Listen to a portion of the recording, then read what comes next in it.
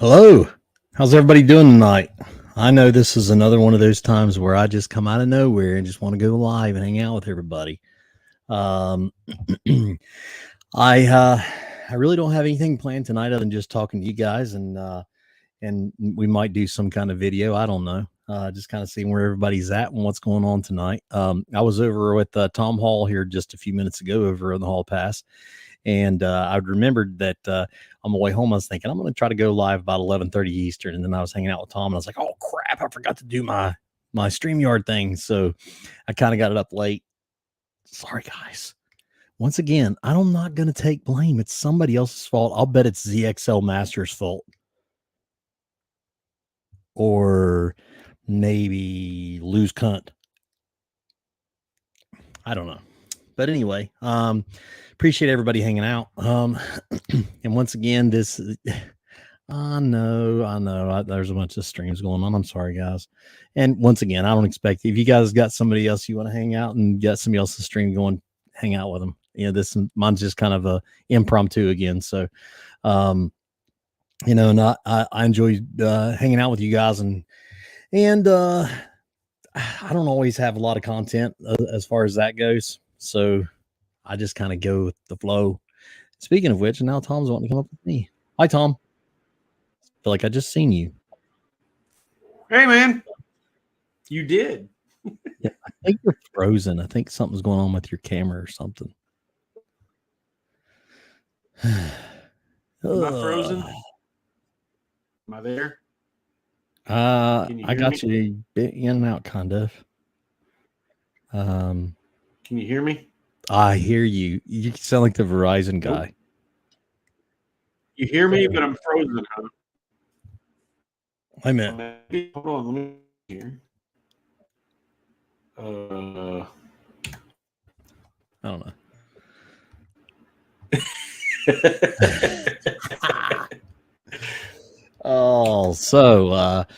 So anyway, so let's see who we got. Danny, Pat, ZXL, Lisa. Oh, there's the auditor coming on. Terry, my friend, how are you, sir?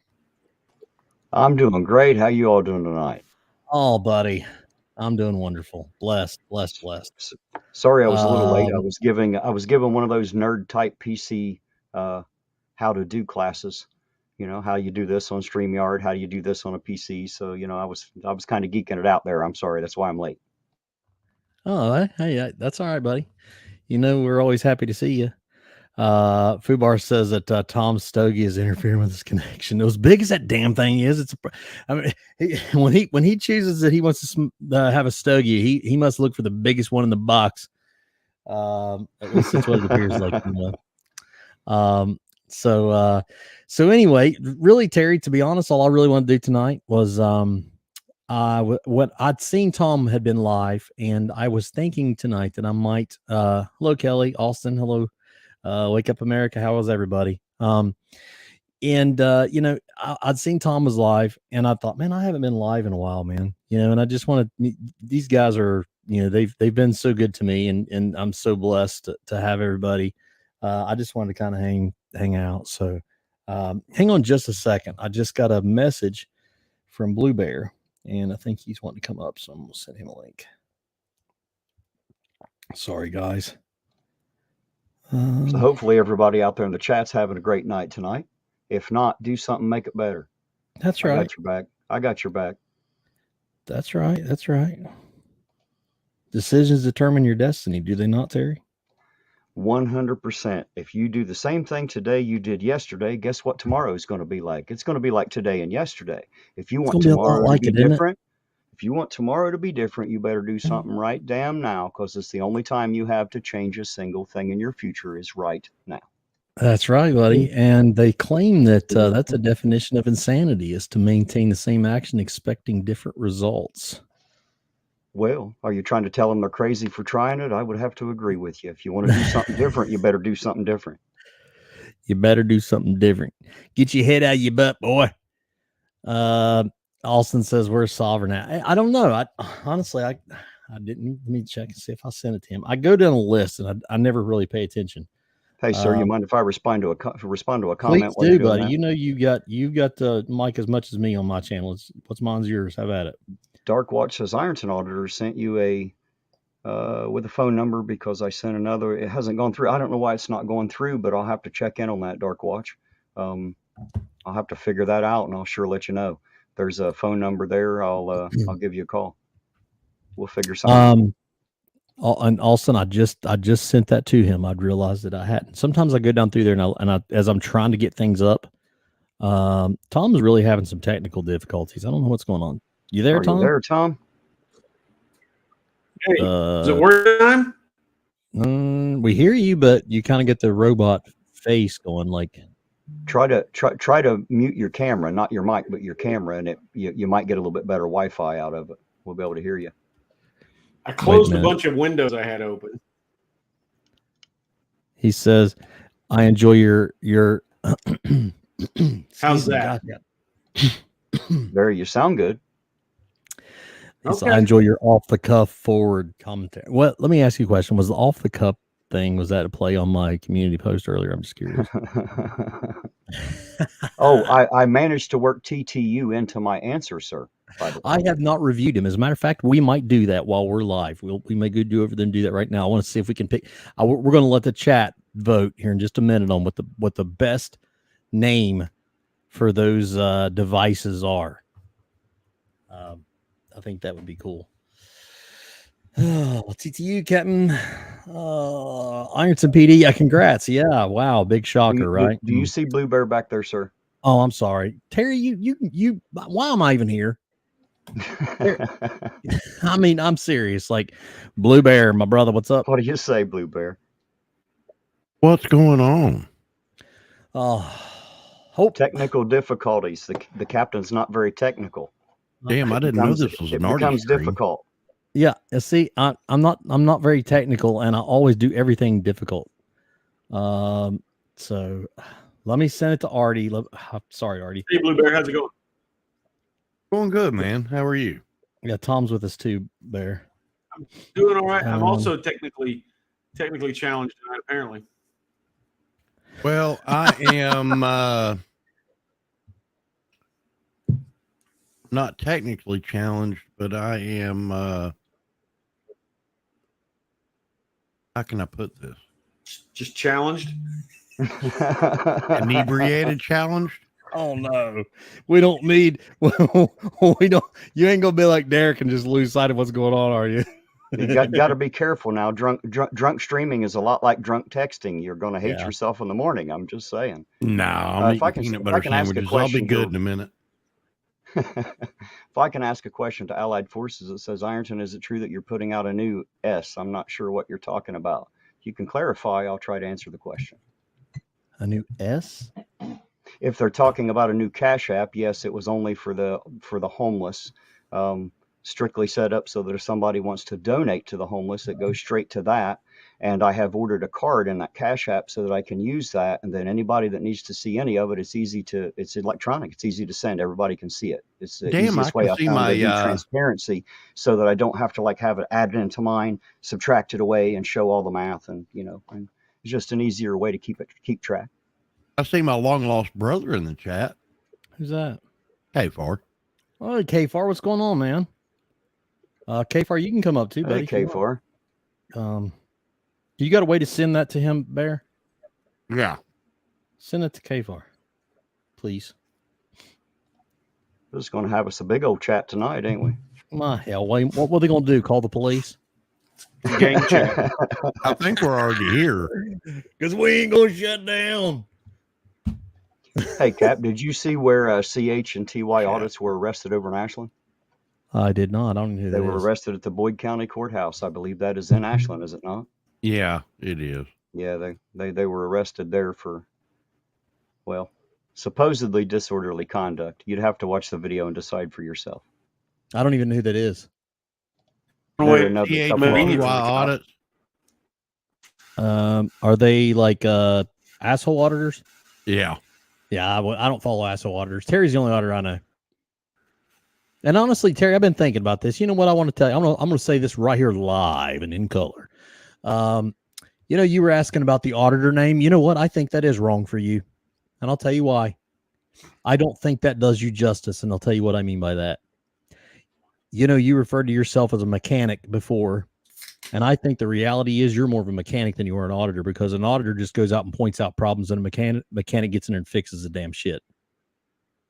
And I was thinking about that, and I was like, wow, that really just makes perfect sense. It doesn't have to be a mechanic on a damn car. It's a mechanic on problems. Get your hands in there instead of just pointing a camera in somebody's face and pointing out problems. You actually get out there and try to fix them. And that's what I'm talking about. Just my 2 cents. Well, thank you for that. I appreciate it. Oh, sorry guys. My throat's really dry. And I don't mean that towards Blueberry. The Biden administration, that's about 6.5 cents. Try again, Tom. I didn't hear you. I said, I think under the Biden administration, that's about 6.5 cents. I was thinking more like 20.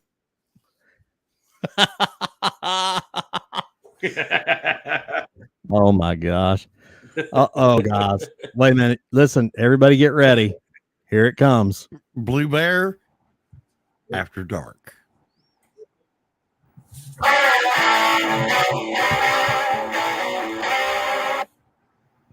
Well, it's about time we got the goddamn house down here in Water Girls Community.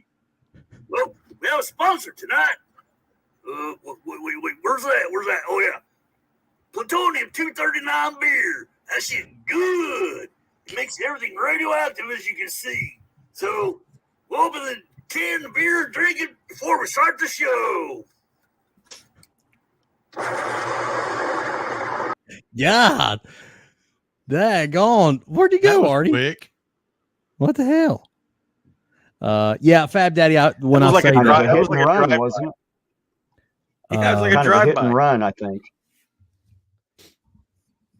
That was a hit and run. yeah. Sovereign says he'll be here in a minute, sir. Oh shit. Okay. But anyway, that let's see here. Oh, there's K Fart. What's up, K Fart? Oh, I'm sorry, K Daddy. So yeah, so I just I kind of want to just hang out with everybody tonight, man. Is he that sharp? Is he as sharp as a K-bar? Yeah, oh yeah. You're not drinking too, are you? My gosh, I'm the father of a week-old baby. I heard This is that, just buddy. my Congratulations. Thank Congratulations, by the way. I heard that. Congratulations, sir. Thank you. Yeah, that and how many does that make you now? You're catching me, I think. K4. Yeah. So it just kind of is a shitty situation because my dog. Are we talking just had kids 4 or guns puppies. bought this month? Yeah, my dog just had 4 puppies, so now I have 7 dogs, and then the 4th kid. Good times. Wow. Well, I just got news tonight. Okay, I just wanted to clarify when Chad. We're having a little bit of delay. I think Tom's getting a little bit of delay from us because he's kind of coming in a little late. That's all right. Hey, Tom, I just found out tonight that I am a grandfather. Oh, congratulations. Oh, wow, dude. Apparently it happened on the 4th, but my stepson decided he was going to keep it to himself. That's odd. Well, K4, I'll congratulations. see you in later. Okay. Wow. Listen at everybody having babies. It does sound like the baby Swear to just God. woke up, so I'm gonna have to dip out, guys. Is Terry still here? Yeah. Oh, does he? Do you have your email on your page? I was gonna email you about something. Yes, I do. It is irontonauditor@gmail.com, and it is on the that's about easy page. enough. All right. Now, Terry, I you will need to email change that. It needs to be the Ironton Auditor Bye. at See you, buddy. gmail.com. Right. Have a good one, K4. Or apparently I should change it to the mechanic. Or you should change it to Chili's We Daddy lost Tom again. at gmail.com. And that's what I was going to. I don't want to. I would be too embarrassed. I would be too embarrassed to call that little pussy my son. Well, I was going to actually. Oh my gosh! Well, look here. Now, I What want do you you to say, look at this Tom? panel that we have here. Okay, we have two pig tyrants. We had a constitutionalist come in and out, and he's jumped out. We got a damn auditor, and we got a damn crazy flat Earth hippie all in one place and getting along. How in the hell have we done that shit? And we got our Sovereign, all I Well, gotta my say is favorite puff, for puff, sure, are we pass. not? Oh Lord. All right. Oh, Sovereign, what's going on, my man? Oh, not a lot. I was just watching some interesting thing about the hotel that was the inspiration for the Overlook in The Shining. Mm-hmm. Probably wouldn't have interested y'all. It's if you unless you know a lot about the there's a lot of stuff in the Shining that was a lot of people claim that it was kind of confessions by Kubrick on Really? on his part in the NASA moon landings. It rubs the lotion on its skin. Well, no, I mean it's really quite interesting. There's a lot to that. There really is quite a bit. There's the representation of things that he put in there that were not in the book. Really? Well, there's even a part there where Danny is going down the hallway in his little big wheel, and then all of a sudden, what's down at the end of the hall there? He sees those twins, right? Mm-hmm. The next scene is he turns and stands up and goes into room 237. Mm-hmm. 237 representing the distance to the moon. He's wearing a shirt with an Apollo rocket on it that him standing up represents the blast off of it. The twins pocket rocket? The twins actually representing the Gemini mission. I mean, there's a whole lot of stuff in some sub-layers and deep. It's even you can look at that movie as a metaphor for alcoholism as well. Hey, kind of off topic, but wasn't that hotel supposedly actually haunted? Was that the same one? There's stories, and of course, there was some tragic shit behind the building of it. Sure, got to clear the people that live there out first, kind of like they did here with the national park. Right. Well, you don't live here anymore. Oh, okay, thanks. It's one of those express evictions. Yeah. But wait, so what if your family's been here for generations? Look at this little cracker box house that we give you down here in the valley, and now you can go get a job and stuff. And it's like, I never had to do that shit before. What are you doing?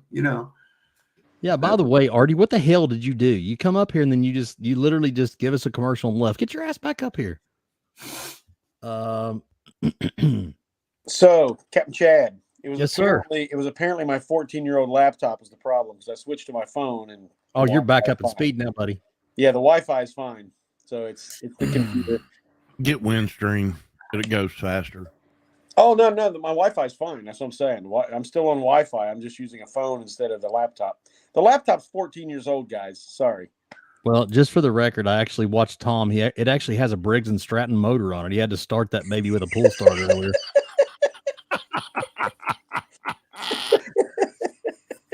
Hey, I'm trying to get solar panels for it. Give me a break. Oh, Uncle Artie's going to bed. Oh, isn't she cute? Going to bed, Artie. What a girl. Yeah. It's all right, Artie. You're fine, little fella. I'm sure Chili didn't give up and go to bed so early. I don't know about you, Chad, but I just got off work a little bit ago. That's right, buddy. That's right. And you see, I'm still going at it. We work at evening shift. We're the go-getters. That's right. Yeah. Well, my men are, not me. Well, I'm solo in my venture. How many gigabytes do I get per gallon? That's fine. Hey, about just wanted 2. to tell Ironton Auditor. You remember me telling you about that guy that lived in the Pontiac area when I was growing up? I told you about he was a homeless guy named Indian Joe. I told you he dressed up like an Indian and wandered all over the place. I'll be goddamned if I didn't run across an article about him on Facebook today. Wow. Ain't that some shit? I ain't kidding you because it's this thing. What are the odds of that? I know, right? It's a page about Pontiac and Waterford, Michigan, you know, and it just came up in my feed, and it goes, "Who remembers Indian Joe?" and shit. And I was like, "Oh my god, we were just talking about that dude last night." It was just so crazy. There was this guy, just to fill you all in, and there was a guy. He was like a homeless guy, and he was actually Jewish by birthright name, but he had somehow decided to be an Indian and be homeless and like camped out in the woods behind the mall and shit, and he would like just wander around Waterford and Pontiac, and everybody just knew him as Indian Joe. What's wrong with that? Huh? Whatever works. What's wrong with that? Yeah, I know, right? It was. I'm gonna be honest with you. That sounds right up Sovereign's fucking alley, bud. I'm just admiring the shelf that Tom's got above him. You know that motherfucker was smoking a lot of weed and shit to me. You know, the thing was, people weed. said, hell, he was smoking peyote. We're in the spirit world. Hey, peyote's just a different kind of weed. Yeah, but it's not even a weed. It's not even a weed. World. It's an MEOI DMT. It's an entropic. You don't.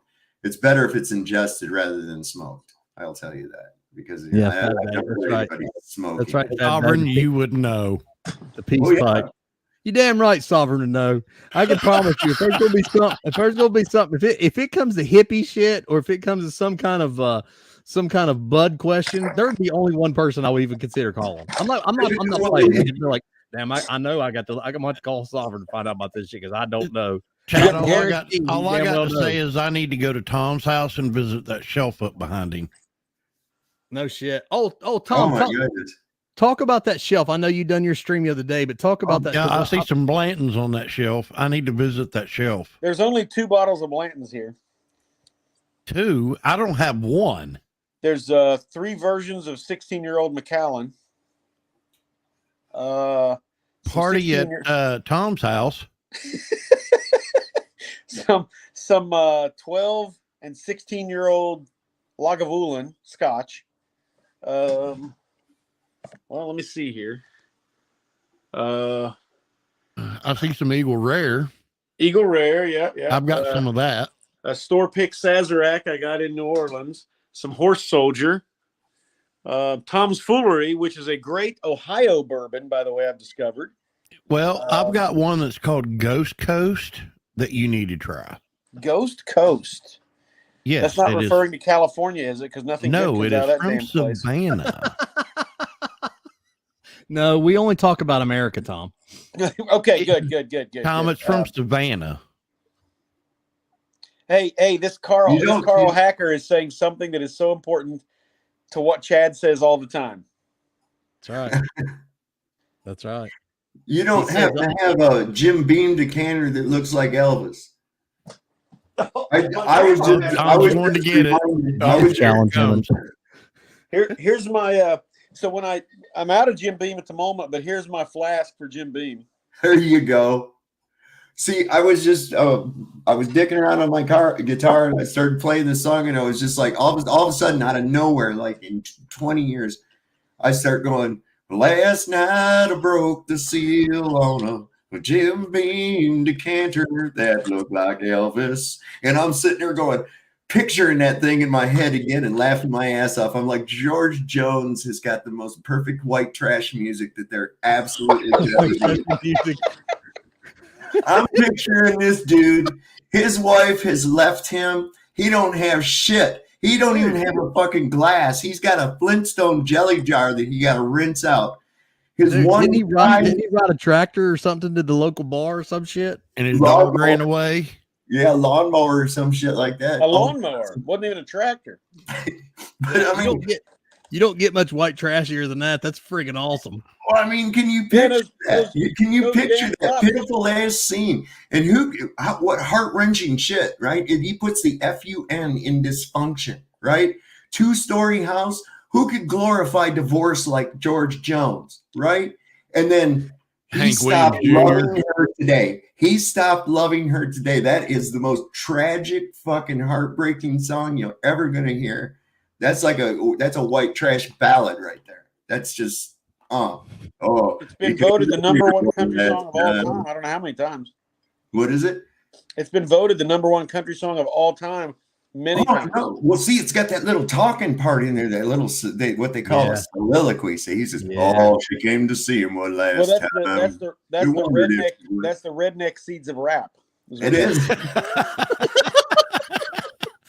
I do have to break for a minute. Get it right, Tom. It's white trashy. I do have to break for a minute. Imran Mohammed. I do have to say, I hope you're doing well with your broken bone. You've been in my chat or in my comments quite a bit, so I hope you're doing well, my friend. Wow. Yeah, that's not good. Yeah, he had a pretty bad break. I think he had to have surgery twice. And he's been in my chat quite a bit. He has been a very good follower of my channel. So, oh yeah, he's a great supporter of mine too. Love seeing the names, man. You know, and there's too many of them, man. You know what I mean? Like it's like, well, like Kelly Fitzpatrick. She just sent me a message a little bit ago. You know, and Chili's blow up doll. I love Chili's blow up doll has been in my chat quite a bit. Kelly was over on my live stream. I appreciate it. Yeah. Ironton Baby Doll. Man. Ironton Baby Doll. I don't know if she's in here, but oh, wait a minute. Jeebus is going to be a big sissy like Artie. Oh God, Jeebus. Good night, Jeebus. You and Artie can go and be and you and Artie cuddle. Sleepy sissies. We're gonna stay up. He's gonna spoon with Artie. Is that what you're saying? Daddy. He might be. We don't know. They're gonna be spooning. They might be. Jeebus, if you're spooning with Artie now, we don't want to hear about it. All right. Oh, Artie's going to be the little spoon. Oh, dude. Hey, Josh, 6706. Hello. Oh, man. Oh, yeah. Love seeing these names, man. These are my people. What kind of stogie you smoking there, Tom? Yeah. This is a West Por Dios. It's a West Virginia cigar company that's pretty new. And you know the West by God, Virginia phrase? They call their cigars West Por Dios. So they throw a little Spanish in there to say West by God. That's freaking awesome. Senor. Yeah, it's pretty cool. They're pretty I mean, it's decent cigars. I've only had a couple of them, but I'm pretty happy with them. But I just wanted to let you guys know. I'm logging onto YouTube on the laptop to be able to check into the chat and see what's going on there. And I just got informed that there's a bunch of Ukrainian ladies that want to meet me. Yes, there's Asian ones too, dude. You what now? Yes, hundreds of beautiful Asian women in my area that want to meet me. Chad's going to end up with another black eye. And also, so you know, the water at Camp Lejeune, there's a problem. Wait a minute. Back up. I feel like I'm getting left out here. Okay. Wait a minute. Okay. But let me get this straight. There is a bunch of Ukrainian women that want to meet you, Tom. What are you talking? Yeah, that's what YouTube just told me. Yeah. Oh, I get it now. Yeah, do you get it now? And he's saying, he's been told there's a bunch of Asian women in his area that are. Oh, now I get it. And the water at Camp Lejeune is bad. Yep. Mm-hmm. Stepped right into that one. I see another eye injury in your future. It looks like I've been contacted by a Nigerian prince. What's this? By a little blonde that you're married That's completely to. legit. That's completely legit, Sovereign. Go ahead and just give him your bank account. Oh boy. We're all going to the that's the first thing I did. There ain't nothing in it. Sign me up, man, right now. Sign me up. I just about spit Diet Dr. Pepper all over my microphone. I'm gonna give a little public service announcement to everybody here that is in the chat based on my professional experience. If anybody sends you anything where they're asking you to get any kind of prepaid Visa cards or anything sent by Western Union or anything like that to pay bills, or if they tell you the FBI has a warrant on you, it's a friggin' scam. That's all a scam. The FBI doesn't call you and tell you they have a warrant on you, but you can make payments on it. Okay. They don't send you an email either. They do not send you an email into your junk box that tells you you're eligible for this kind of money, or they're coming to get for the taxes. The IRS. Damn it, I'm Holy screwed. shit. And by the way, the U.S. Postal Service does not text you to tell you they can't find your house. Oh, Right. shit. Exactly. Right. That's Hey, the Chad, newest. highlight Susan Ocasio at 11:59.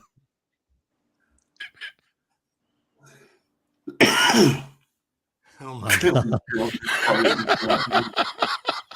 Is that a Oh blow up my doll God. reference? Yes, it is. Okay. See, I guessed that without knowing. So to clarify, to back on what I was saying though, I want to clarify this because we get this all the time. I mean, like seriously, we don't believe how often this happens. If anybody calls you and says that you've won a great big bunch of money and they're going to deposit it in your account, here's the way it works. Here's the way this scam works. They will show you it's a fake. It's fake, obviously, but they will always add a zero to it to where they mess up, right? And they put too much money in your account, and now you have to pay us back. Or they'll say, well, if you give us this much for the transaction, and we'll give you this much back. Trust me, if it sounds too good to be true, it's not true. I promise.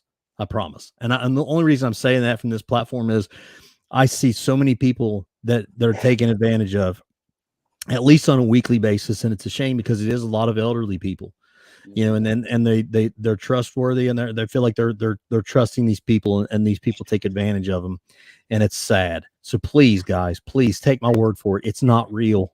The FBI is not going to call you or send you a letter to tell you to send a payment to somebody, or the IRS, or the IRS doesn't do that stuff. Hey, Captain Chad, I got a question. Yes, sir.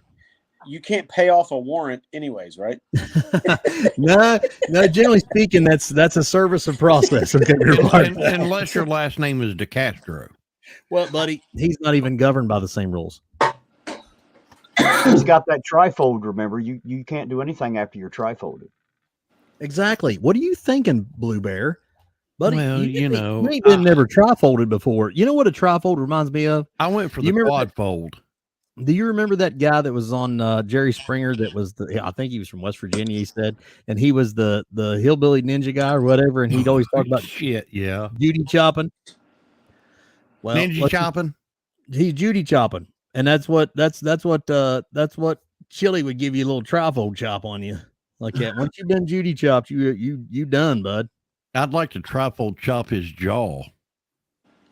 Yeah, he's apparently admitted to one of his victims, but he's trying to play it off like it wasn't a victim. He's saying it was a stalking charge, and where he had showed up at the campus of his girlfriend and given a false name. That is such bullshit. That whole story sounds like, all I was doing was tripping through the daisies. Dude, we know how you react. You saw that broad, you was chasing her around. She didn't want nothing to do with you. She was with another dude, and you flipped. That's what fucking happened. And you went with your obsessive behavior like you did with everybody else here on YouTube, and you acted the same way, but in person. That's exactly what happened. Don't even try. I think Team actually done a stream on him earlier. I was just on Team's stream about that. It's taking him like 2 hours to read all the super chats. Yeah. He that's and I actually, did anybody watch Derek's video today? Yes. No, I have not. He put one up, and basically he's saying that he's just done with Chili. Bits, yeah, I saw that. Yeah, I'll tell you, the same way. I'm like, he's played out, man. He's played out. How many more times can you watch "Ow My Balls"? Right? Exactly. Well, he said he doesn't have any balls. It's just a sack. So here's some insider baseball. Chad suggested that I do a little reaction to some Chili. So I started watching some Chili. Good God, that's difficult. I thought you were my friend, man. Yeah, it's more like torture, really. It really is. I mean, I don't understand the repeating every phrase 3 to 6 times every time it comes out of your mouth. But wait a minute. Oh. Well, Tom, I can explain this to you in a very short explanation. Autism. Have you ever stood with your legs apart and been kicked in the balls repeatedly? That's like watching a chili video. You know what's funny? You got to speed it up. You got to speed it up to like at least 1.5 speed to tolerate it. I mean, my dogs got to a point where they were getting bummed out here. Listen, okay. I got a question. In all the law enforcement contact he had here locally, at least, Captain Chad, was there ever a test for cocaine? Because I'm not really familiar with cocaine, but he looks like a dude on cocaine to me. Yeah. I was going to say coke or methamphetamine. Yeah. You know, he's already 1.5 speed. He looked bad. Chili's you guys can thank me for the spiked hair. Jeff Biggs, Playboy, finger gun. Y'all can thank me for the extra spiked hair recently. That's to cover up his balding spots. You remember my video where I used the top of his head? Yes. You called him out and you gave him a complex. Ever since then, he's been having his hair all sticking way up high like that, or wearing a hat. He don't want to show that top of his head no more. That's because he's a beta cuck bitch. Oh my God. I think that is the most accurate thing I've heard all evening. But you know what? Honestly, the reason I said that, it was after I watched Derek's video, and it kind of hit me. You know, I will never be able to break down or do chili videos to the level of Irish or Skeptic. You know, those guys just have it down to an art of how to tear up chili videos. So I'm not even going to try to compete. You know, and honestly, you guys know, I don't really do a whole lot. Now we'll talk about him a lot on stream, you know, just some stupid shit he does, but I don't do a whole lot of chili stuff. I don't really care since he backed out of the fight. You know, he's honestly, he's kind of dead to me. You know what I mean? Like, he kind of let me down. He let a really good organization down, in my opinion. What's that? And he let a lot of good people down, in my opinion. And because he done that, you know, I just kind of, I'll have nothing to say. Nothing, no more. So I've just kind of let it go. But that being said, here's the thing that I've learned about chili, and this is what I've learned as my experience on YouTube. YouTube is based on content creation, and we know that because that's what we're obviously called, as content creators. But you don't have to create Chili's content. He is the content. I could literally put a video up of Chili, and I could never say a word. And people will tune in to watch my video because it's like watching a freaking train wreck. Well, you know what, Chad? I lost 4 subs on my last chili video. Really? Yeah. You see that comment, sir? Yeah. I looked at my analytics and I lost 4 subs on my last chili video. You lost 4? Yeah, I lost 4 subscribers. Because people throw up watching him. Yeah. I mean, and Chad, you and I could sit here and tear apart his bullshit. Well, sure. For months. I mean, because it's crap. Yeah. Well, I mean, I already did, and I've done this the first time when I was on Skeptic's stream a long time ago. But I said this just recently on either my stream or maybe Terry's, maybe Tom. I don't know. I was on stream. And he likes to compare. And he talks about the Terry stop, and he wants to talk about Terry versus Ohio, but he's referring to traffic infractions. That's not Terry versus Ohio, damn it. That's a traffic violation. It's probable cause. He stopped this car because it was speeding. Well, did you see my community post on his Tech Lines Incorporated versus Danforth? Yeah. Well, you mean the state when he talks about state Supreme Courts? Yeah. Yeah, he does that a lot too. I don't think he understands the differences. Did you see my community post about that though? I don't know. Did you all happen to catch that video? I'll have to see if I can find it. It was some shit. I think James Freeman put it out today. And it was these cops. This guy pulls out of a gas station, but he don't have his lights on, right? Mm-hmm. So the cop lights him up, starts following him down the road. Well, this guy ain't got no intention of stopping. He still don't have the lights on. And he goes whizzing down the road, and then this traffic cam catches it. And you see the car come speeding through the intersection. He almost hits a pedestrian, then crashes into a pole, right? The cop gets to the intersection and turns right. And you hear the cop say, he says, "Oh, did you see that?" And he says, "Yep, that was his fault. Oh, well." No. Yeah. This ain't no shit. This ain't no shit. I couldn't believe it. I was like, what? Lisa, that's what I've been trying to say all the time. That's what, if y'all not watch Tater's breakdowns, because he was bound determined when he's going to take over the mission. Mm-hmm. He's going to gun it over, because that's what Cousin Chili's always saying. Now Tater. Where's the mustard? Yeah, right. I never had nobody make me no mustard and biscuits. Oh my gosh, that thing that Flat Derp done with when he had me do the oh shoot, when he had me do the Carl thing, and Flat Derp had me. He actually sent me lines and he wanted me to read them and record them and send them back to him. So I knew he was doing something, and he's creative as can be. So I'm like, hell yeah, I'll do it. I don't care. So I read the lines in my Carl voice. And then he posts it, and it's all good fun. You know, we're having a blast. And people were just like, they were commenting on it like, you shouldn't do Legicator that way. He's a good guy. Like they thought Derp was making fun of me. And I'm like, no, dude, no, it's good. I promise. I appreciate you guys looking out there, man. I love you guys. But Derp's a good dude. I was making fun of me. It's cool. Oh, so yeah. I mean, you know, what people don't understand, I think that mimicry, a lot of times they say mimicry imitation is one of the highest forms of flattery. And I really appreciate when somebody can do something like that. Like Jim Carrey, he does some that are like, you know, he just does his face and becomes the guy. It's really crazy. You remember Rich Little? Do you remember Rich Little? I do. I don't. Oh man, this guy could impersonate so many different celebrities and politicians. He was great. Dana Carvey, when he did Bush, Bush had him come to the White House to do his Bush impersonation for him. I mean, that was how good it was.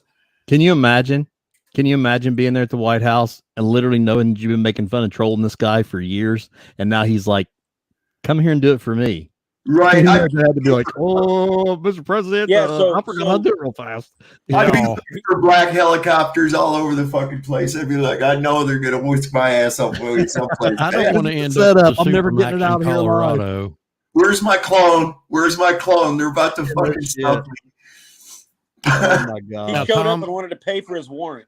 Now, Tom, I hope that is neat. What is in that glass? It's actually an old fashioned. I'm using Bell Mead for an old fashioned tonight. Okay, I'll give you that one. It's respectable and worthy of testosterone-ish people. Oh my gosh! I'm about to break out the Weller Green Label. I don't have. Actually, I have a Weller 17, I think, back here. Anyways, I've got a Green Label. Wow. We'll check you out. See, I have no idea. Or the Eagle Rare. I'm not a whiskey guy, and I don't really drink. So, well, Chad, we can fix that. Oh, I know, right? You fixed it before with me.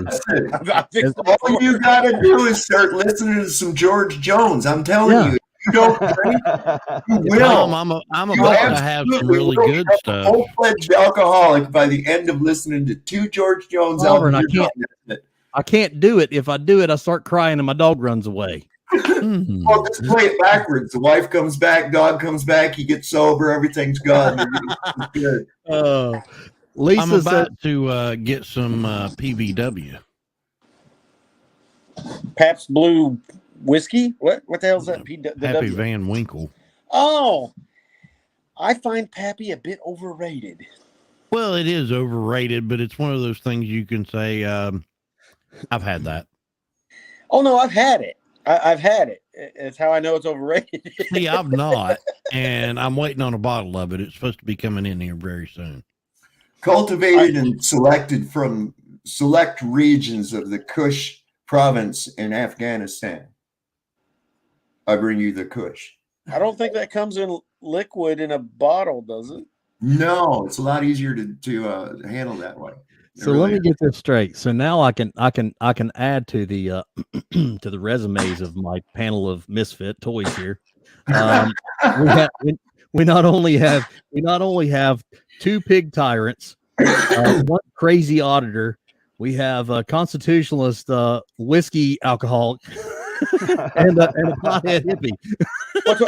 Somebody earlier said cops, auditors, and hippies, and I'm thinking, not really in that group. So That's a song. That sounds like a song. That sounds like a bad country song.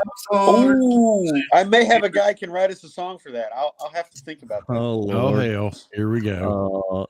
But you know what? Why I love this is because if you were to hear this being said on YouTube a year ago, they would have said there's no way we could have this panel right here. Right. All of us be sitting back laughing our asses off and having fun. Because the reality is that's a beautiful thing about freedom, man. And I've said this many times. I don't agree with everything that anybody up on this panel says, but it doesn't mean that there's not common ground. There's times I don't agree with certain things, and I do agree with certain things or whatever. It doesn't change what I like to do or not. That's the beauty of it. So, Captain Chad, I got an idea for a T-shirt. You could have your T-shirt, right? And it could say, you could have your logo and have your YouTube thing, and then just say, disagreeing is fun. I disagree very well. No, you're right. That kind of an animated conversation on any topic is beautiful. It really is beautiful. What you run into so often, and with the exception of what we got going on here, and this is why this is so great, is people let their fucking emotions get into the shit. And as soon as you let your emotions in there, then you've lost your cohesiveness of the logic. Yes. But now you're operating from a place of pathos, and you're not going to be objective. But Sovereign, the problem is, and this is what sets this panel aside, I think, from the general population, is that this group knows enough to not need to be emotional about what they believe. We can discuss what we believe because we have what we at least believe to be facts, logic to back it up, and we don't have to just get upset because we feel like we're losing the argument. Well, Tom, here's the biggest thing. Do you know what we all have? What's that? Common sense. Yes, which isn't very common anymore, Blueberry. Sorry. I mean, that's for it to be called common sense and to be that rare. It's so silly, That's a hell of a niche you got going on there, Chad. You're the constitutional law scholar, charity MMA fight niche. That's right. That's I don't know that I might be duplicated, but not that I know of. Never imitated.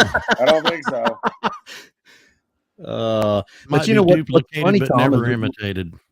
What you and I were talking about on your stream a little bit ago, Tom, is if you really break it down, that how many wars have been fought over ideals turning into passion, and I mean, really, if you think about it, that's where a lot of violence stems from. Well, I'd say modern wars are based on ideology, not as much, politics or geopolitical politics as they used to be. Now they are based on how should a people live? How should a people live? And World War II, I think that's one of the things that sets it apart, is that was the last war in my belief that was not based on trying to make somebody live a different way. It was simply higher level politics at the national level. And since then, all of our wars have been ideologically based. Mm-hmm. Well, but that's what I'm saying though, is when those ideologies fail or they're pushed on someone else, and then if it's not received, then that's where the passion comes in. Yeah, and then that's when the emotions kick in, and then that's when the tempers rise, and it happens at a a not so diplomatic level too, right? When you're talking about nations being at nations or something, it's sometimes silly nonsense. Hey, Miss Tina, how are you, dear? And it's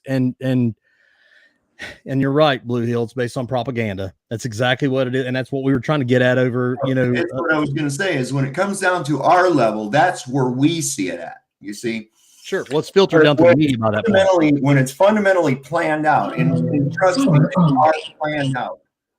All of your wars are planned, okay? But to get you to go along with it, oh, there's so much. To get you to go along with it, it takes some kind of a heart-wrenching tragedy. Sure. This is what they usually do. So, like World War I, the United States was pretty much isolationist. Wilson had ran on a platform of peace, of not going to war in Europe. Pretty much the sentiment here was that's not our problem. Mm-hmm. Well, then the Lusitania took place. Mhm. Well, a lot of people don't know the whole story of the Lusitania. All they know is that a cruise liner with Americans on board was torpedoed by Germans and sunk, and it killed some Americans.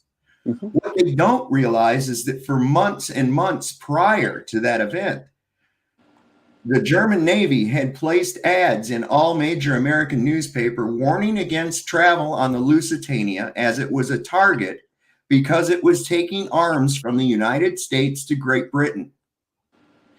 Somewhere off the coast of Ireland, it somehow lost its naval escort, was detected by German boats, and was sunk. This outraged the people in the United States, or at least the propaganda behind it did. The unwarranted attack on peaceful civilians is the way it was painted. And we proudly entered into World War I, over there, and went massively into debt with this brand new open-ended credit card we had called the Federal Reserve Bank. Every war is designed for profit. The same banks fund both sides every time. War is nothing more than a rich man's game. And it's always over. It's not over really ideals. They can make you think it is. But do you know what the real crime of Saddam Hussein was? Selling his oil for something other than the US dollar. Do you know what Gaddafi's biggest crime How dare was? him?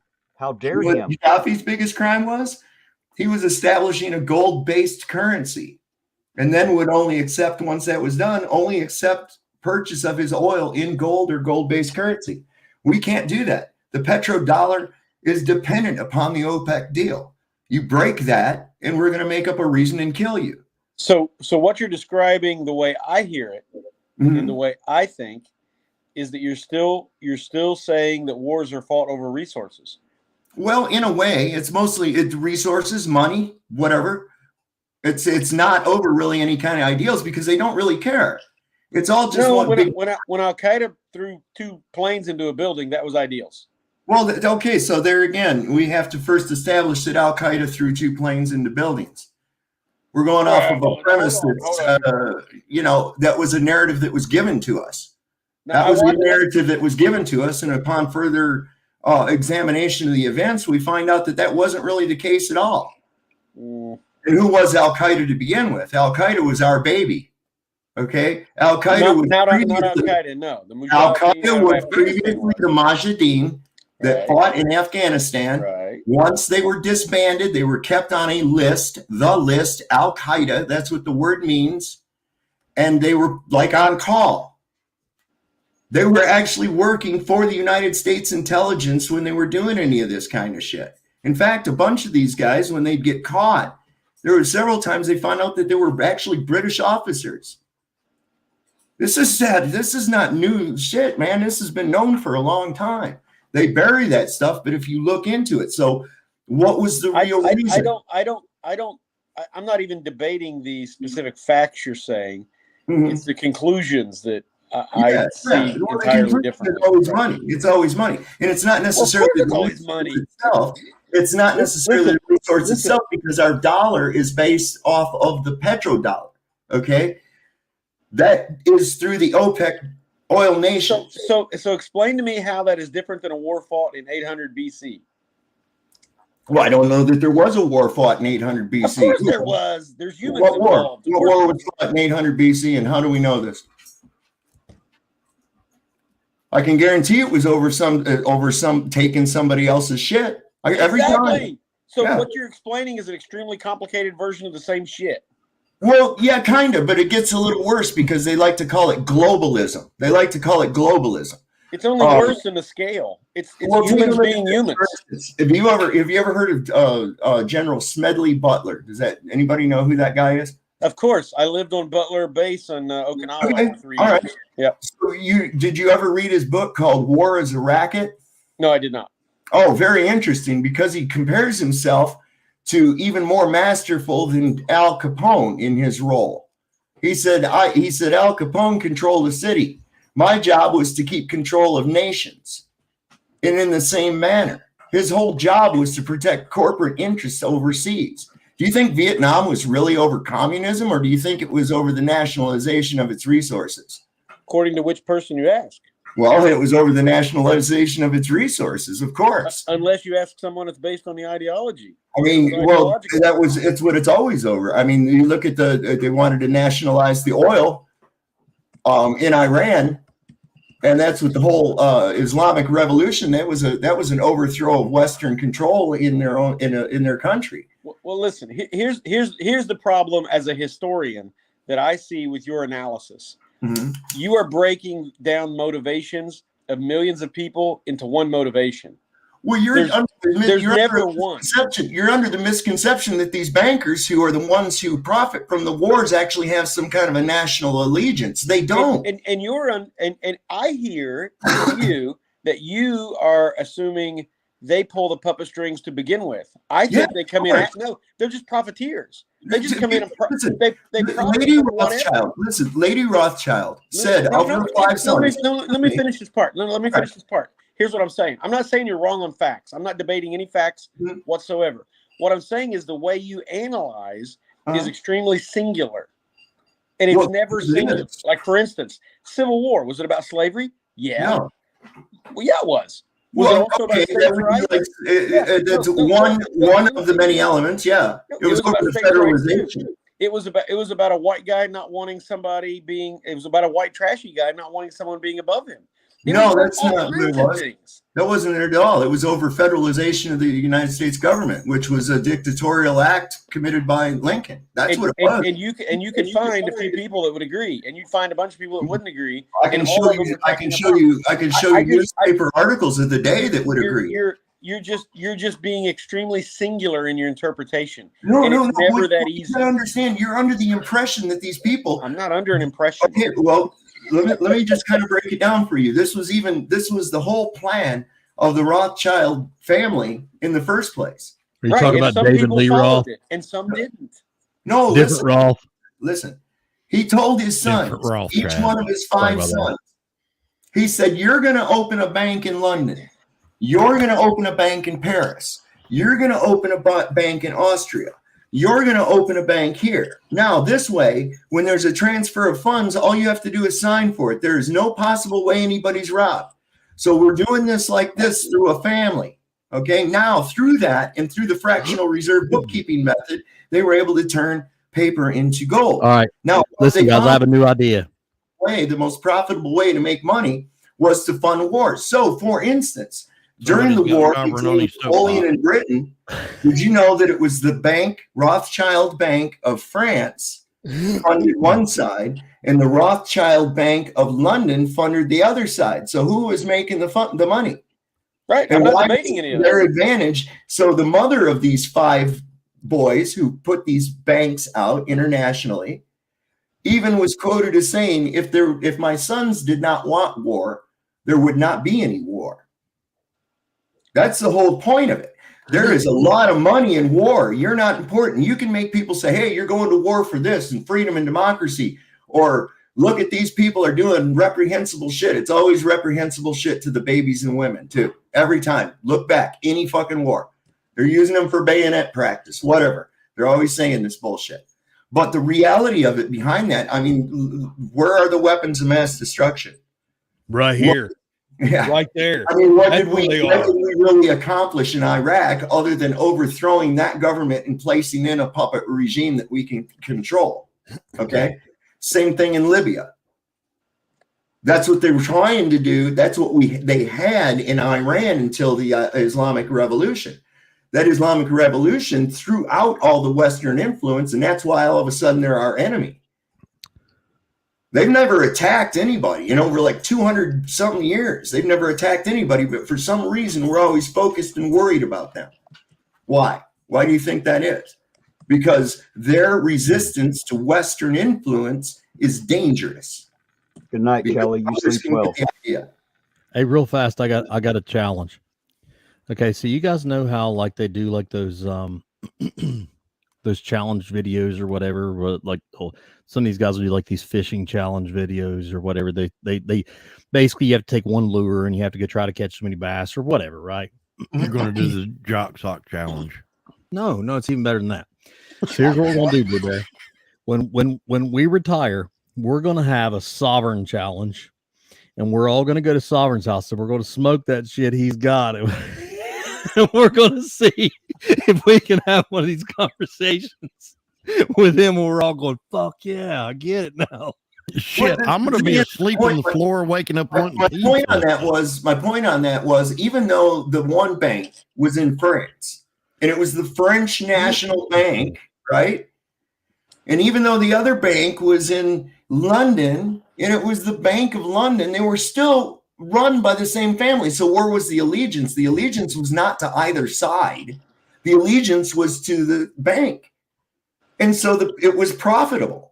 I don't think anybody's debating that. I don't think anyone. I mean, and that is what the purpose of war is. It's a culling of the herd, and it's a huge fucking bankroll, man. It's your interpretation that I got issues with, not your facts. I mean, it's never over any political ideal. I mean, not really. On the people level, it might be. They can make it down to be that, but it never really comes down to that.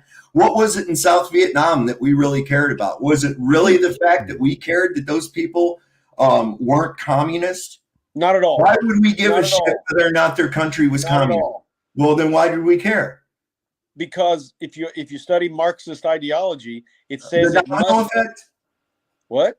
The domino effect? Is that what you're going to try?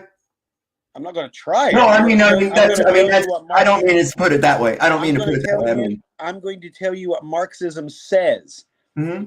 Marxism says it must be worldwide to work. Mm-hmm. Yeah. So the domino effect may be, a straw man. However, it's what Marxism says it must do. So we knew that's what they believed they had to do. So yeah, did we care about Vietnamese? Maybe, maybe not, according to who you ask. We cared about being able to actually have the resources. It started out as French Indochina. The French, it was a losing battle for them. Political ideals aside, we needed to stop them. Well, then why did we go ahead and assist them in World War II? We assisted them in taking over China, over Asia. We assisted them in taking over Eastern Europe. That's what we did. What were the Germans and the Italians and the Japanese actually fighting against? They were fighting against communism. Hey, Cap. Yes, sir. Go ahead with it. You have a super chat, sir. Yes, sir. If you don't care to read it, go ahead. That'd be great. That's a Welsh news guy. It's £2 for Welsh News from Welsh News Network. Says, "Hey all, hello, Welsh. Good to see you, my friend." Do you know what's really cool about Wales? Their flag, dude. They got a dragon. They got a fucking dragon on their flag, man. It's just, oh yeah, it is. It's badass as shit, man. What's St. George's dragon? I don't know. I'd have to ask you. It's a dragon, though, man. That's badass as hell. Chad, I've got a statement. Okay, go aheid, Blue. People wonder why I drink. What? You know what? I was on Tom. Now listen, this is a matter of fact, Sovereign, I'm glad you're here. Here's what I said earlier. I was on Tom's panel, and Tom said, "I'm about to make a real controversial statement," and I said, "Tom, no." I said, "You can't do it." And he said, "Why?" I said, "Because my friends all make controversial statements, and you bastards put me in a bad spot all the time."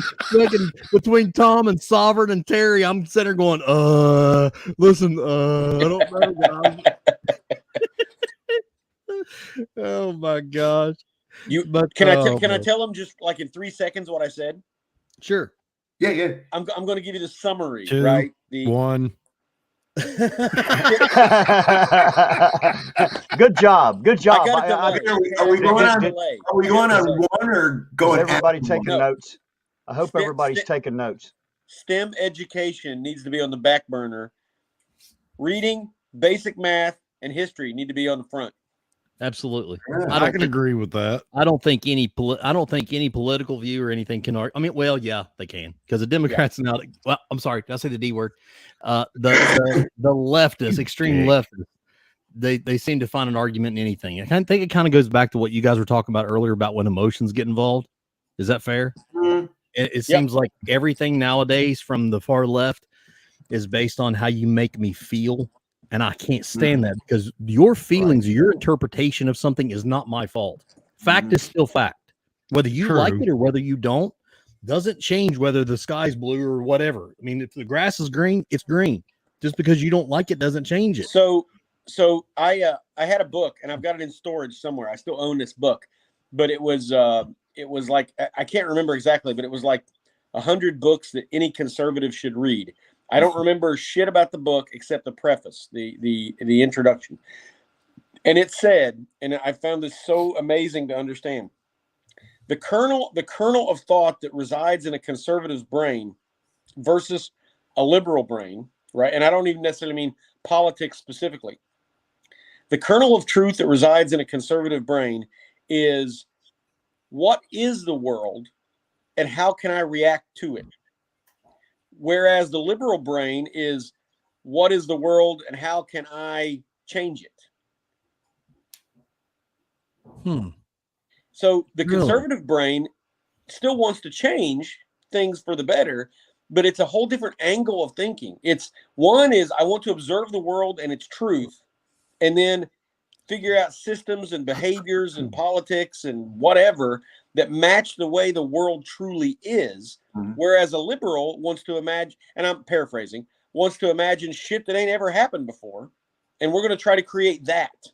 Isn't that go hand in hand with what you spoke earlier about how important history is? Absolutely. That's exactly the point. Is you have to observe history to see what is truly the world, kind of like what Sovereign's saying. Sovereign's observing the world, and he comes to different conclusions than I do, but we're observing the world in a lot of the same ways. Our reaction and the way we analyze those facts may be different, but it's all about trying to figure out what is the world and how can I change it in a way that matches what I know I can't change. Whereas a liberal will come up with utopia and this bullshit about feelings that can't ever be. Tom, check this out. Right along the lines, okay, like you were saying with that spread of the Marxist ideals, right? Okay. What people really don't look at, and you have to because we see the results of it already, is that an infiltration from within. Okay, so who is the target audience when you're trying to affect something like that? It's not like McDonald's. They target the kids. They don't give a shit what you think, and we see that even with the school board stuff. It doesn't matter as long as we have your kids and we throw this shit in their brains. All right. So years ago, I can remember hearing about Khrushchev saying it doesn't matter. We won't have to attack the United States. We will take you over from within. Absolutely. Okay. Now, we zoom up to the early 90s, and I started seeing this thing. I see patterns, right? And I started seeing all of a sudden there was this apothecation of children. You started seeing these phrases going like children first and this, that, and the other. And then they were starting to go with this, you're not supposed to scold your children. And you shouldn't, they really got overboard shit with it where they were trying to control how you were being able to take care of your kids. Well, what this ended up with is we started melding into this. Everybody gets a fucking ribbon. Don't give anybody any negative criticism for bad behavior, to encourage good behavior, that kind of shit. And it's permeated up to now to where those are the adults. I warned about this when it happened. I said, look, this is Khrushchev's plan happening right now. And that fucking Hillary, excuse my language, is right there in the midst of it because it was Clinton. I don't know about y'all, but I got my ass beat when I was a kid. Yep. I'll say something else too. Do you think it's by coincidence? Do you think it's by coincidence that the average testosterone in a male in America has dropped? Like, if anybody knows that statistic, I would love to know. I wouldn't say it's on purpose. See, this is the way we interpret facts different. I would say it's not on purpose, but it's a natural byproduct. Well, I think that's what he's trying to say. Is it's by design. Maybe purpose may not.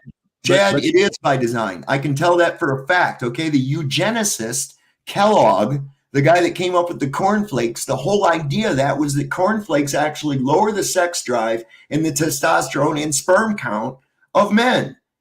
Now, what's wrong with that? One, you've got a depopulation thing. You're keeping the population under control. But most importantly, you're keeping the natural aggression of the male down under wraps to a lower level. So you can pull more shit.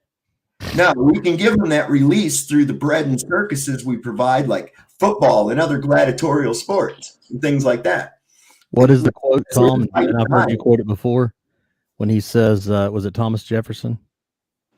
That as long as the suffering is sufferable, or Oh my basically, God, yes. Yeah. It's right in the Declaration. As long as evils are sufferable, yeah, evil will suffer. basically that's the gist of it. As long Right. as we can Yeah. keep you content because your Wi-Fi is working at your house and you get gas in your car and you can watch your football game this Sunday, you'll keep your mouth shut. That's the truth. As long as a evils are donut? You want a donut? Get your jab. You want to keep your job so you can have your shekels? Get the jab. You see, they're going to hold shit over your fucking head like that all the time. Think about this. Think about how how deep this rabbit hole really goes, right?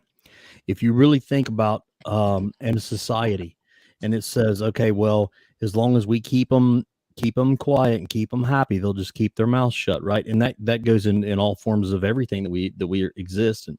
And the reality is pure capitalism, like we were designed to be originally anyway, is never going to fail on its own.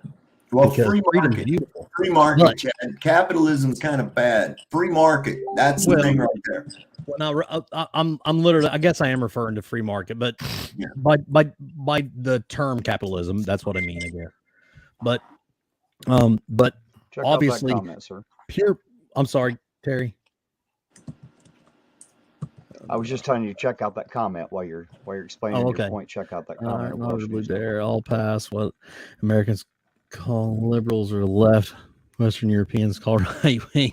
Yeah, there's some differences in the way it's observed, I believe. But anyway, the reason that I said that is because it seems how is like that two different continents would call it the exact opposite? Is that I just commented on that in the chat. It's really not. It's not apples, right? There's some overlap, and then there's some significant underlap, and right and the left, they don't even mean the same things across the pond. But that, I guess that's what I was trying to say. Is freedom as in free market capitalism, however you want to refer to it, whatever the lines are, is never going to fail on its own. It has to be poisoned from within. Well, and that's free market capitalism is just simply human existence. If everything fell apart and we're in a Walking Dead atmosphere tomorrow, and I trade you some ammo for some medicine, that's free market. It's just natural human behavior is free market. But now until we get to the point, until we get to the point where somebody regulates the way that we're allowed to trade, then it starts failing. In my belief, the way I think it should be, an economy should never be regulated. No. Until just like everything else in our system, until something in that system, a person in that system or a company in that system can infringe on life, liberty, and pursuit of happiness of others, there should be no infringement. And even then it should be targeted to that person, company, or organization, not to an economy. An economy, and I don't like using laissez-faire because that's got, 120 years of progressive education layered on top of it. But I believe the government should be hands off until there is an infraction. Just like when we talk about laws, Chad, about preventive laws versus actual punishing criminal behavior, right? So we have lots of laws to prevent you from maybe possibly committing a crime that aren't actually a crime itself when you're doing them. That kind of stuff. And to me, that's what we've done with an economy. We're afraid something may happen, so we justify doing things to it that haven't even happened yet. Well, all I got to say is if we end up in a zombie apocalypse, y'all better be coming to my house. It's kind of like simple asset forfeiture. It's pre-crime. There's my payment system. Unregulated, like you said, unregulated free trade is very prosperous. Okay. Now, not to glorify it or anything like that, but one of the most thriving markets in the world is the black market. Okay. And the reason being is because it's unregulated free trade. And it goes along the premise that all contracts should be voluntary. The only purpose that a governmental body or a court should have in that is that in arbitration, if the contract is breached by one party or the other, that's all. No one should be forced into any kind of contract, and it should be always a voluntary system. And then it was originally designed anyway. What's that? I mean, as far as the idea. The idea in our constitutional republic originally was to be just that, where only time there would be anybody step in to mediate was if there was a conflict between the two. Correct. So let me let me say that this. brings us, because we went into that bankruptcy. After that bankruptcy, part of the arbitration of that bankruptcy was the insolvency of the corporation of the United States. Find a part in the Declaration or the Constitution or the Articles of Confederation, for that matter, that even mention an economy. Well, yeah, even look for one that mentions a central bank. There are specific instructions. Well, you're just saying what I'm saying. There's coining and minting of honest money. And I mean, if you really look at it, the Federal Reserve Act, also known as the Banking and Commerce Act, was so unfucking constitutional. It's not even funny. It was only even supposed to have a 100-year charter. That was supposed to be up like 6 years ago. It's still going. Yeah, we're not ever going to see any change if we don't get rid of that. I can tell you that. There is no constitutional justification for interference inside of an economy. That's right. Other than protection of life, liberty, and the pursuit of happiness, and other endemic rights. Right. Which was the ideal behind creating a federal government to begin with, right? But then it backfired, and the very creation, we created Terminator. Like Chad, just a point of order, Chad. Yeah. We didn't really create a federal government. Lincoln created a federal government. There's where it started getting fucked up right there. Prior to that, it was different. It was the United States as a conglomeration of different nation states. Right. Okay. Lincoln took dictatorial powers through executive order that were completely unconstitutional. This is one of the biggest reasons that the other states started to secede from the Union. It was because they were assuming centrally powers that they did not have. They were establishing, and it was in violation of the 10th Amendment, that hey, you don't get to tell us this, that, and the other. What the fuck are you doing? You're doing a bunch of dictator shit. And like, our history really paints Lincoln as this stoic, great man. But if you go back and start reading some of the periodicals of the time, Harper's Weekly is a good one. Dude, you find out some shit. That's like 100 years from now, somebody saying, go back and look at CNN. Wait. There's more to it. There's more to that. I'm just giving one example. There are several newspapers. No, I'm fully aware. Is Lincoln actually jailed without charge his opposition in the press? Yes, he suspended habeas corpus. His martial law. Listen, this guy was a tyrant. He was a tyrant. Yes, absolutely. He took dictatorial powers that were not granted to the executive office and made them powers of the executive office. He absolutely did. He did. Listen, among constitutional experts, there's lots of debate about this. As soon as Congress met again and spoke on the issue, he did not debate it. He did what he needed to do until Congress met and dealt with it themselves. So I would disagree with that. There is a big thing. How did Sumter happen? Why did Sumter happen? Because the South fired on it. Why did the South fire on it? What do you mean the South? The South or South Carolina? The Confederates? Is that what you're getting at? No. I'm saying who actually fired on Sumter and why? I don't know the dude's name. I know his name, but I'm talking about that it was not the South. What, was Brazil involved in that? No, it was South Carolina. South Carolina had just become its own sovereign state. It was no longer part of the United States. Okay? So part of the deal of being part of not being part of the United States was, okay, now take your federal troops, your United States Army troops out of our fort. We're sovereign soil. You're not allowed to have a fort. We don't want to. Wait a minute. You're referring to the fort that had the federal troops in it, which had the federal troops in it before secession. That one, right? The one paid for by federal taxpayers. Right. That one. Okay. Let's back this. Hold on. I'm going to give you another example of why that's okay. We have often expelled military personnel from certain countries when we start to have problems with them, and foreign diplomats. Like if we started having problems with Russia recently, and what happened? We threw their diplomats out of our country. Other Somebody give me a nations. TTU in the chat. Terry wants to see it. I'm making another drink. And by the way, Sovereign, you're forgetting one very important part of Abraham Lincoln is he was a damn vampire slayer. That is one redeeming quality that he had, and he was a badass vampire slayer. I saw that movie. That was so fucking funny. But the reality of it was, How accurate that was.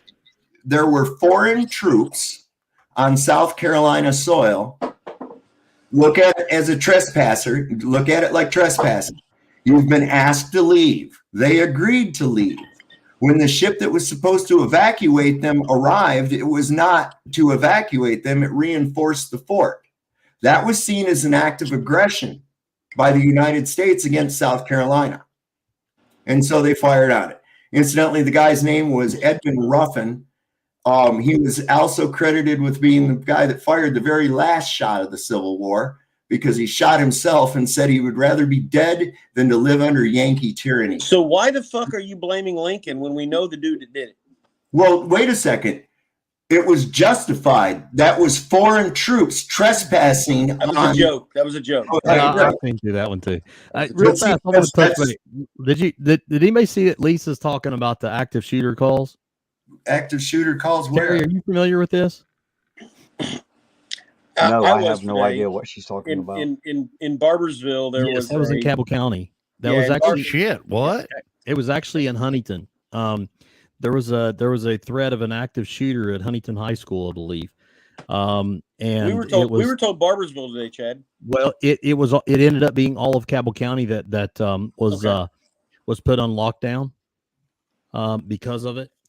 But the reason that I want to say that when I seen that when Lisa said that is, you guys know about the bomb threats that were at Rock Hill, I believe, last week. Tom, no, I didn't know about that they solved that one, didn't they? Yes, that's what I was going to say. It's crazy because at the same time, it's almost like we get all these copycats. You know what I mean? You get one that does something silly, and then as soon as he gets caught or whatever, somebody else has to say something stupid. And you get these people calling and saying they're going to shoot up schools or blow up schools or whatever, just crazy nonsense. Just silliness. But yes, and Lisa says that was in West Virginia, Ohio, and South Carolina. So I didn't know that it extended like that. I just I knew that Cabell County had a complete lockdown. Here in West Virginia, they had a complete lockdown of all their schools because of the threats. Does anybody else find it very suspicious that every time they're pushing really hard to take away guns, there seems to be a bunch of these types of events take place? Does anybody see a pattern going on here? Or am I the only one that sees this pattern? It's certainly, I see what you're talking about consistently, so I don't see it as a pattern. It certainly is interesting. It's interesting. As a matter of fact, there was somebody that I just spoke to right prior to the midterms, and we were talking, and I was like, we probably will see a pretty good, which I thought would be a red wave. It ended up being a red sprinkle. But nevertheless, they said, oh, well, that's not going to be the case. And why? So, well, it's about time for the some kind of a nasty event to happen. And I'm like, huh? And it kind of hit me. I was like, oh my gosh. I was thinking, man, that really is a shame that even somebody that's probably not even real up to speed on things, that's just kind of in layman's terms, just a regular guy, that actually sees, well, it's a shame because we're probably getting ready to have a mass shooting or something like that that'll influence more of a pro-left type vote. But I mean, thank God that didn't happen that I'm aware of. Or if it was, listen, when it comes to the Second Amendment, I think I can speak with a little bit of authority. The NYSERPA v. Bruin decision that came out in June from the Supreme Court has created a massive amount of success on the Second Amendment issue nationwide, especially in the state of New York, Oregon, and California. I don't think we're going backwards. They may be talking gun control. They may be trying stuff. Congress may be trying to pass and vote. I'm seeing victories on our side all over the place. I'm not saying 100% victories, but I'm saying we're making more progress now on a Second Amendment issue than we have literally in my lifetime.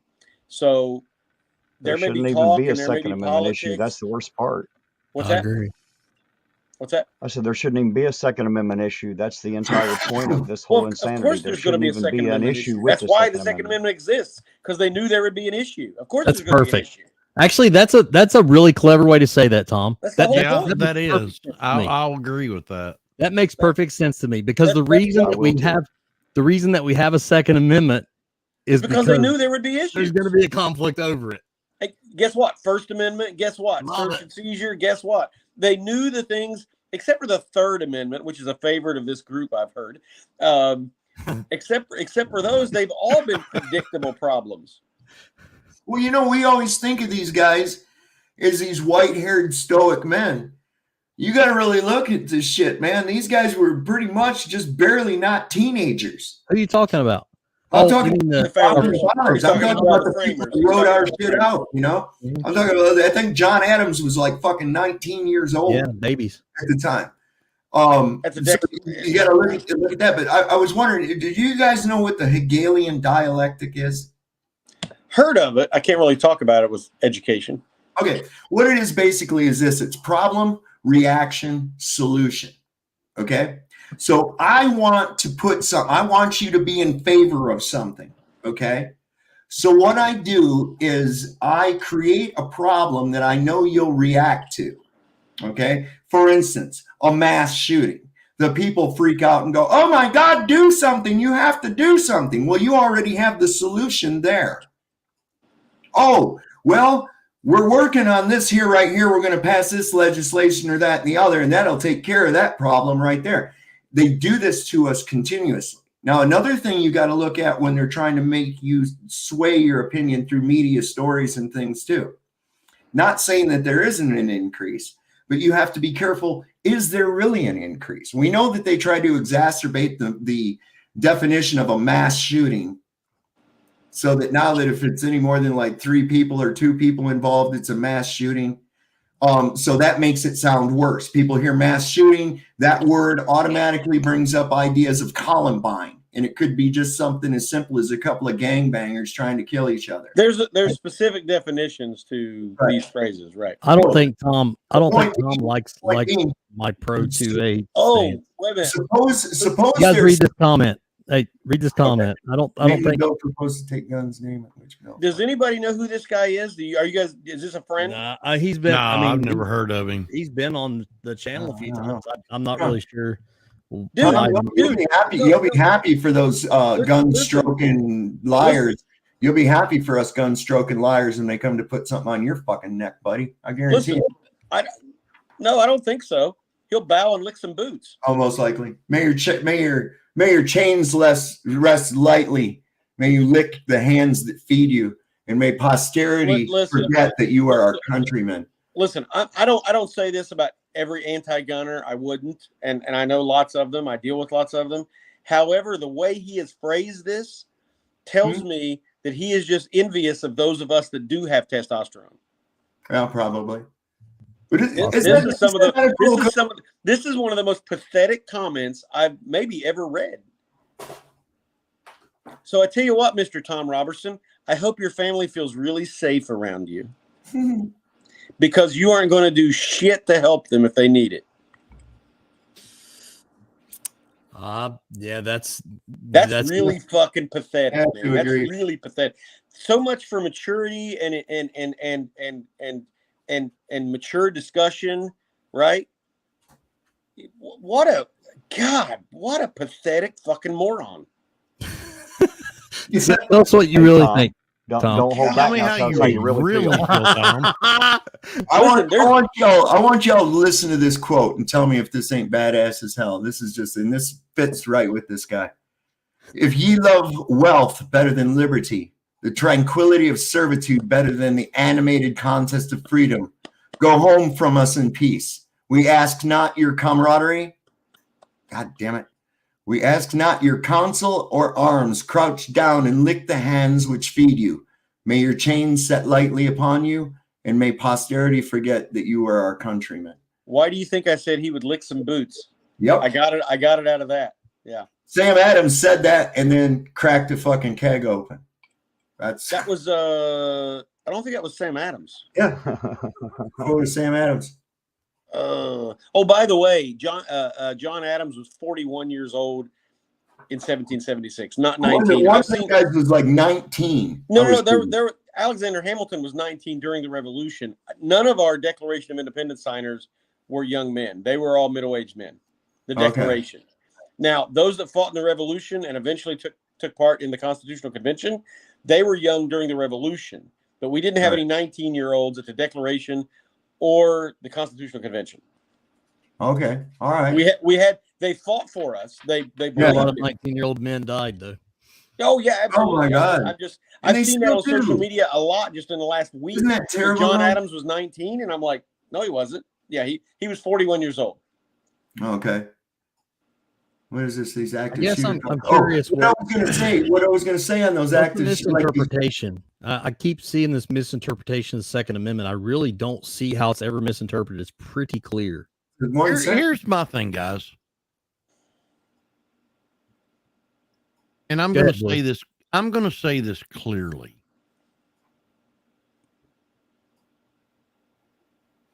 Yeah. Shall not be infringed. Okay. Let me work with you. I'm working with you here. I'm not arguing. What shall not be infringed? That is the key part.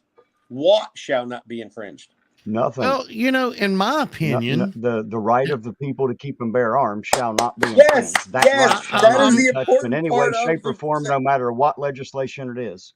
I'm going to get on my soapbox for a minute. That's the first box. If I want a suppressor, if I want an automatic weapon, my rights as a citizen of this country shall not be infringed. I should be able to own any firearm that I want to legally. Right. Sure. Right. I shouldn't have to pay a $200 tax stamp. Right. Because I want a short-barreled rifle. Right. I shouldn't have to pay a $200 tax stamp because I want a suppressor. If I want an M60 that's fully automatic belt fed, I should be able to buy it if I have the money. You do want that too. Trust me. You do want that. Well, and here's the great part. Here's the great part. I should be able to buy a freaking tank. Yeah. Well, the thing is, suppose they came up with a laser blaster tomorrow. You have the right to have that because it doesn't say the right to keep and bear guns. It says the right to keep and bear arms. That's talking about a goddamn Bowie knife, a sword, a samurai sword. That's why the restrictions on body armor and knives are often overlooked. Arms includes those as well, defensive as well as offensive. But real quick, let me put this. I wanted to get this point about the shootings real quick. It's easy to manipulate the view on it. Let's just suppose there's an average of 20 shootings in the country a year. I'm just making up a number. Let's just say that there's an average of 20 a year. Now, if I only report on like a couple of them because I put other news stories ahead of it, no big deal, right? There's still those same shootings are happening. But then if there's an agenda and I want to make it look like there's more shootings, there doesn't really have to be more shootings. I just have to report on it more.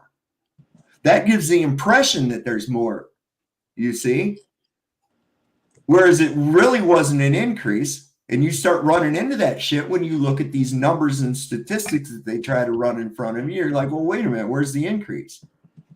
There's only an increase in reporting, not an increase in the actual thing happening. Right. Yeah, so that's important to take into consideration when they do that, because the media really, it's not there to inform you. It's there to propagate you. Right. Well, that part I do agree with. I mean, I really do think that it's pretty obvious that the mainstream media certainly has an agenda. Absolutely. And we've seen that, especially in recent years. But that's for certain. I will say this, and I'll say this to the people in the chat. I think sometimes the Second Amendment, where there is a potential questioning of how the Second Amendment is written, you have to understand, you have to break down the definition of certain terms they're using. Like militia itself is basically, if you really break it down to its simplest form, it's an army of the people. Yeah. And it doesn't necessarily mean that it's a standing army. It's people. That's what it is. Well, the thing I think is so cool about it, Chad, is that they put a double "don't fuck with this" on it by saying "shall not be infringed," because right up at the preamble of that, it says that these inalienable rights endowed by your creator. What does that mean? You can't put a lien on these rights. In other words, you can't even give that right away. Okay? It's God-given. It's inherent. It's inalienable, unalienable. No lien shall be placed upon it. And then to add a secondary, "don't fuck with it" at the end of it, "shall not be infringed." Right. That's like pretty emphatic. But people want to take and mince and shit. I see people do that all the time. They come up with some of the most bizarre excuses for some shit, Yeah. And it's like, no, that's not what was meant. Look. Well, I think Tom knows a lot about this. He knows what was in the hearts of these men too. He's read, it's been years, but I mean, the Federalist Papers and shit like that pretty much reveal what these guys were thinking. This was an enlightenment. This was a new type of thinking. So here's a breaking of the rules that I'm happy happened. In the Constitutional Convention, they all agreed that nobody would take notes and it would all be secret. But James Madison kept extensive notes and transcripts. Mm-hmm. And so we know the conversations that happened inside the convention. So, yeah, we know exactly, or fairly exactly, what was said and the reasoning, the logic, the arguments, the debates. We know what went on there. Thank God he did, because they didn't foresee. They were worried about the politics of the moment, right? And thank God we have the politics of what went on in those meeting rooms written down for us. Yeah. If sawed-off shotguns are not legal, they should be. Well, it's based on length, isn't it? Yeah, it's 18.5 inches. Who made that? Who made that rule? That was a federal law. That was the NFA of what, 33? Yeah. I mean, I'm just saying, it's just like somebody arbitrarily wrote that shit down, 5 seconds before that thing was signed. Okay, so somebody was not a criminal, then all of a sudden was, because somebody wrote their name on a piece of fucking paper. That's so goddamn dumb. I can't believe people fall for Here would be my December, question too. Just from a ballistic standpoint, let me ask you this. And if this is, I would be curious to hear, somebody that's on the other side that's, kind of an opponent of guns, to argue to me, how is a sawed-off shotgun any more dangerous or deadly? Because obviously, if that doesn't prove the point right there in a nutshell, exactly the reason why I'm trying to say it. Listen, all of these guns, all of them, every single one of them are reactions. They're just reactions. And at the time, 2 nights ago, I did a repeal special live stream because it was the anniversary of the repeal of Prohibition. So we talked about what happened during Prohibition, and you had the rise of organized crime. And Sovereign, you should have really been there, dude, because this is in your wheelhouse. We talked about the rise of Prohibition and how that just gave power to organized crime. And eventually, this is where it would have been great for you. I segued that in the end into the war on drugs, but how we've given nothing but power to cartels and the illegal black market in this country by having a war on drugs. But the NFA Act of, I think is it 33 or 33? 33, I thought so. There was a lot of that act in 33. So sawed-off shotguns, they wrote that in there. Why? Because the bad guys at the moment were using sawed-off shotguns. It's just concealability. Yeah, it's just a reaction. It's a political. But I want to touch base on a couple of things. First of all, I'll put that up there for you, Tom, to read that. But I want to touch because Mike's on here saying, I know, Mike, I know your heart, buddy. And I know you're not trying to be confrontational. There is restrictions on 2A, and I'll be honest with you, I'm the guy that thinks there should be none. I don't think there should be one. And yes, there's going to be a lot of people get mad at me, but I think the NFA stuff was nonsense. I think if I wanted to own a fully automatic anything, I should be able to, because I think that's what our founding fathers said. Absolutely. And Chad, I agree with you 1,000%. Because I'll be honest with you, as a peace officer with 16 years, a violent person is a violent person despite what they have in their hands. Right. Well, Weapons. and here's my thing: Everything's a weapon. laws only. What's the damn word I'm looking for? Criminalize good people. Yes. Mhm. Yeah. Or Well- not criminalize, but restrict legal citizens Yeah. or law-abiding citizens. Sure. I think the Lieutenant Governor of North Carolina said it best in his statement to the Greensboro City Council when he addressed them about Fubar, I wish it was. I mean, you could own one. You just have to buy one pre-84, and you'd have to find one that you have to pay a lot of money for it. 86, by the way. Oh, I'm sorry. 86. It's okay. But I think when Mark addressed the Greensboro City Council about the banning of the gun show that they have in Greensboro, North Carolina, that it only affects law-abiding citizens. It only restricts law-abiding citizens. If you've not seen that video, Mhm. I highly suggest you go watch it. And people may disagree with me, and you can. You know, that is your thing. If you want to disagree with me, then we'll agree to disagree. But Hank, you said it right. Laws only affect law-abiding citizens. Absolutely. Every single time. Hi, I'm Casey. gonna- Hank said it right. Hank says it right here when he says murder has always been illegal. Gun laws are not going to prevent that. Do you think that free, Amen. Hey guys, Hey, Chad. free we peaceful need to people establish should have- what the Second Amendment is for. I think people misunderstand what the Second Amendment is for. The Second Amendment is not to worry about foreign invaders. That's not why we have the Second Exactly. Amendment. No. We have the Second Amendment to take out those invaders from within. That's the Wait, reason it we ain't for have the squirrel Second hunting. Amendment. No, That's it's why it both. shall not It's- be infringed. No, It's it's for both. Foreign all. and domestic. It's both. Foreign and domestic. It's Yes, both. it's for any enemy of the republic. Listen. Hold on. Right. Hold on. The term It's- law-abiding citizen, okay, that's all well and good, but don't you also agree that free, peaceful people that are not harming anyone have a right to defend themselves as well without having Well, to be sure. on the ship? Hold on a second. Hold on a second. The Second Amendment specifically says the right of the people to keep and bear arms. That's referring to a pre-existing right that Mhm. was codified in the Glorious Revolution of 1688 in England, in a revolution they had in England. That's when it was first written down and stated the way we believe it, right? That was about against your government. That was about for your government. So the Good night, Second Amendment is talking about for the security of your state against whoever. So who is whoever? That's the quote savages, the Right. Indians at the time. Right. That was slave rebellions. That was the federal government. That was anybody that we can't even think of at the moment. It was all the above. A well-regulated militia being necessary for the security of a free state.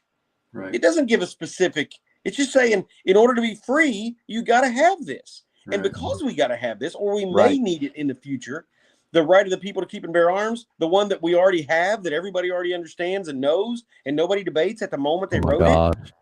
you Now can't infringe listen. on that one. Here you guys go again. Here you guys go. Between you and Sovereign, I'm not going to have any friends. No, it's all, I think I'm agreeing with them. I don't think I'm disagreeing with them. Hey, It might Sovereign, I disagree think you with need a little Sovereign. kush.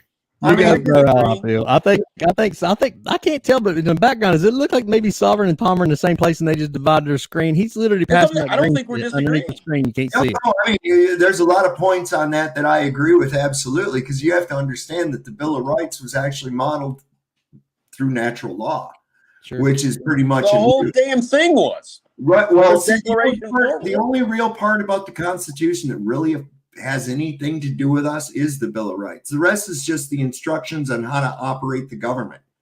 Yeah, it is.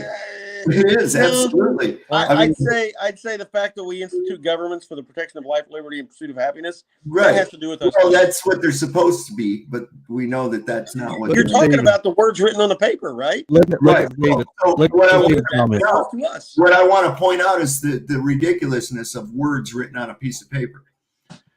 And a You lot want of to know people what I think, think's ridiculous? what's that? What? The prices of damn gauge clusters for my 63 C10. Well, okay, that gives me the thing. Like, for instance, the sawed-off shotgun, right? Oh, my God, that's terrible. Randy Weaver, that whole fucking thing at Ruby Ridge was over the length of a shotgun barrel. That's fucking horseshit, right? Look at everything that happened to that. But today you can freely walk into any FFL and buy a Taurus Judge, which fires a 410 shotgun slug, man. So look at the V3, right? So here's the thing. Like, I got an AR pistol, right? They're wanting to dick around with what pistol brace you can have, or this, that, and the other. You mean to tell me something that I was fully capable of owning and haven't harmed anybody with, that because some dickhead wrote down on a piece of paper somewhere and got his friends to agree with it, that automatically at the stroke of midnight, now for some reason I'm just now a criminal? That's bullshit. It's the same thing like with the prohibition. Here these guys are, you could be sitting there and drinking whiskey until the stroke of midnight when prohibition goes in, and there it is. What happened if the guy took a swig but didn't swallow till after midnight? Is he now a criminal? I mean, how ridiculous that kind of shit actually is. When he's talking about the was it Ruby Ridge where he was cutting the gun barrel down or whatever? Yeah, that's what he was accused of. That has went down. That has went down in law enforcement history as a complete disaster. That was the stupidest shit ever, that the federal government put that much effort into that poor guy up there that wasn't doing anything bad at all, really, on nothing. And that was that psychopath Janet Reno. That psychopath. You want to know how I interpret Ruby Ridge? Yeah, she's psycho. No, it was the federal government saying we are going to win regardless of the cost. Let me tell you something. I read some shit. The same thing. Way back in the 90s, I read some shit regarding Janet Reno, even when she was Attorney General down in Florida. And let me tell you something, man. This child trafficking thing in Florida and shit is not new. She was up to her goddamn neck in that shit. If you ever get a chance, read a book called Unlimited Access by God dang, what was his name? He was one of two FBI agents that worked in the White House doing clearances for people and personnel, right? And when the Clintons came in there, it became such a goddamn fiasco that even after 2.5 years, people were still walking around with temporary badges. This guy got so fed up, he quit. And the shit that he revealed about the Justice Department, the White House, and shit that was going on during that period of time is phenomenal. I'm surprised that he's still alive. Accidental shotgun and hanging for this guy, you know? It's amazing. Hey guys, Welsh News Network says the Third Amendment contradicts what you say a militia is. I think there might be a little clarification. No, how does it do that? No, it doesn't. The militia, in terms of the Second Amendment, is the people. They already live in their homes. Yep. Very good. The federal government, if they form a professional military or organized militia, then forcing people to take them into their homes is what the Third Amendment's about. So no, there's no contradiction, not even close. I think people don't get it. They don't understand the difference between a militia and a military. Right. Yeah. The militia is the people. I mean, it's just dudes, right? And because we, the state, may need to organize them, quote, well-regulated militia, we may need to organize them for a specific purpose. Yeah. We need the fact that they have the right to keep and bear arms to not be infringed because we need them to have their shit ready to go. Switzerland takes that very seriously to the point where but you know what? The more I study them, they're still like fucking weird liberal European bullshit. I know. You know, that was the thing here in Virginia. They had a problem in the Maryland area. There were some Swiss diplomats in Washington, D.C., and they could not find a place to go and qualify that was anywhere close enough for them to do. They have to qualify with their firearm every couple of years. And it was because of the strict regulations that were going on at the time. That's when we got the bolted shut fucking SKSs and the little Hillary hole on the revolvers. You remember those? It was all that gun violence initiative bullshit that they tried to run back there. We still have that on the Smiths, don't we? Don't the Smiths still have that lock? Yeah, they do. Yeah. You can. I'm almost sure. The only ones I have that are a Taurus. I have a.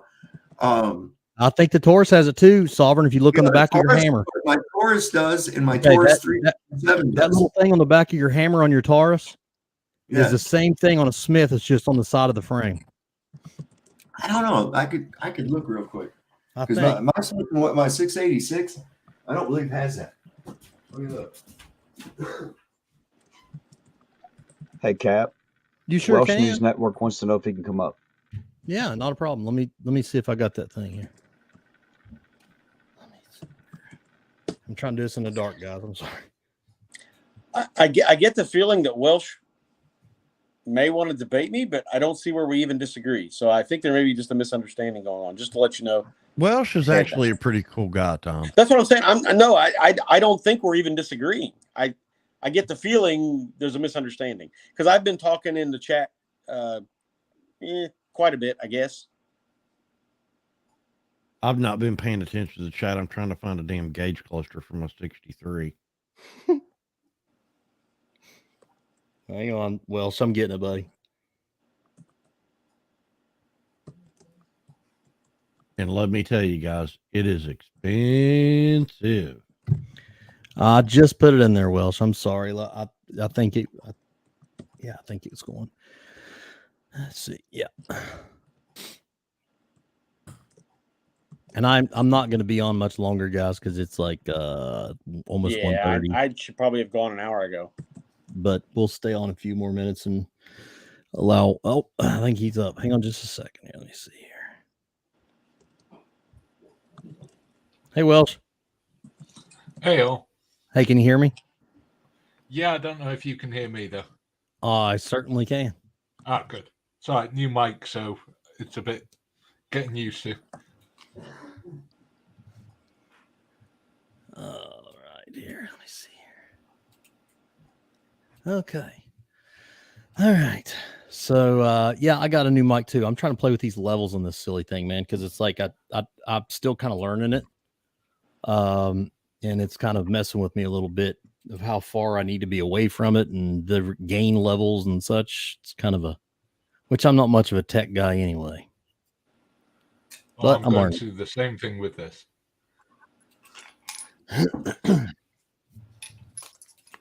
Yeah, I mistyped. It's not the Third Amendment that contradicts it, it's the Fifth. Oh, for the love of God, Sovereign, don't show that thing on this stream or they'll beat me up again. Good. I'm just looking. I'm trying to see what. You said it was on the side. Did you say it was on the side of the hammer? Is that the Taurus? No, this one here's my Smith. No, the Smith on the I don't see it one. would be the left side of the frame. On no, the this one don't have it. Well, that's probably an older gun. Might be. Is that a 686? Yeah. Oh, you don't want that. You need to just give that to me, bud. No, no, that's for what Danielle frames. But my Taurus 357, it's a 7-shot. I think they call it a 687, and it's got that thing on the back of the hammer. You turn that little key. Can you imagine that? You're trying to do that. It's dark. You don't have your glasses. What up, Hank? Coming in your house, you're like, hello. Hey, let me get this key. What up, Hank? What a crazy. Hey, what's up, all? Are you sure Hank done it this way? It's all I'm asking. That's Taurus's way of dealing with lawsuits. That's all that key thing is. Yeah, I'd have to agree. I lost the shell down here. Fubar says, good stream talking about guns and booze and our rights. Can't get much better than that unless Chili pops up. I got done with I have no problem with the. We had the old ATF going on there for a little bit. I have no problem with Taurus and Smith putting safety devices on weapons. If you, it's your choice whether to engage it. I just don't like the triggers. Absolutely. The only problem is if you ever had the pre especially the K frame. I had a 19. There was the pre-lock and the trigger is like glass and it's just hard to get them as smooth after that stupid ass lock. Every primary safety for any weapon is right here.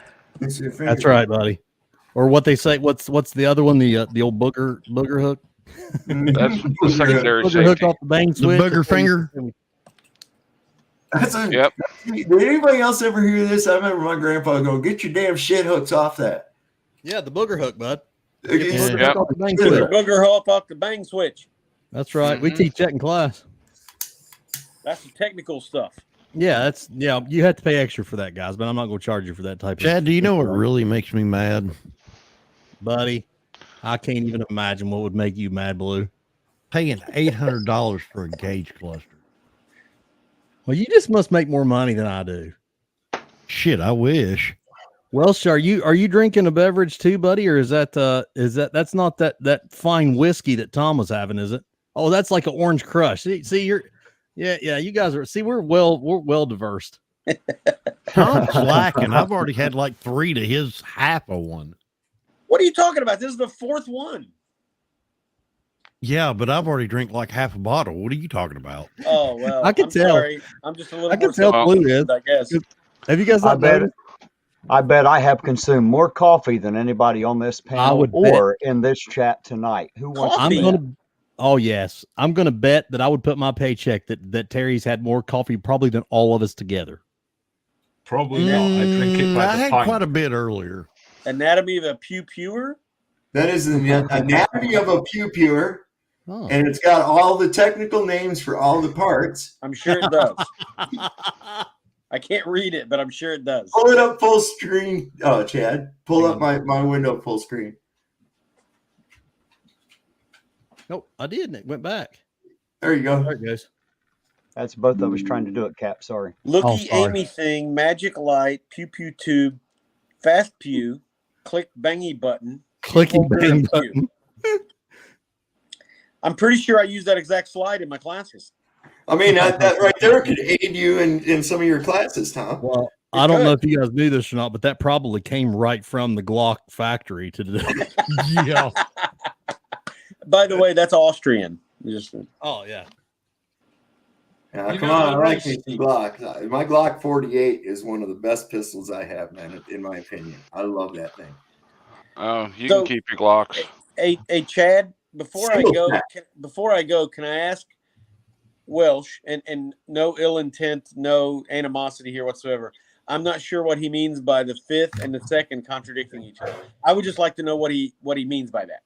Well, the 5th says no person shall be held answer for a capital or otherwise infamous crime unless on presentment or indictment of a grand jury, except in cases arriving in the land naval forces or in the militia. The militia is established as separate from the people. Well, yeah. Yes, Once they are turned into the militia, they then can't be quartered in houses other than their own.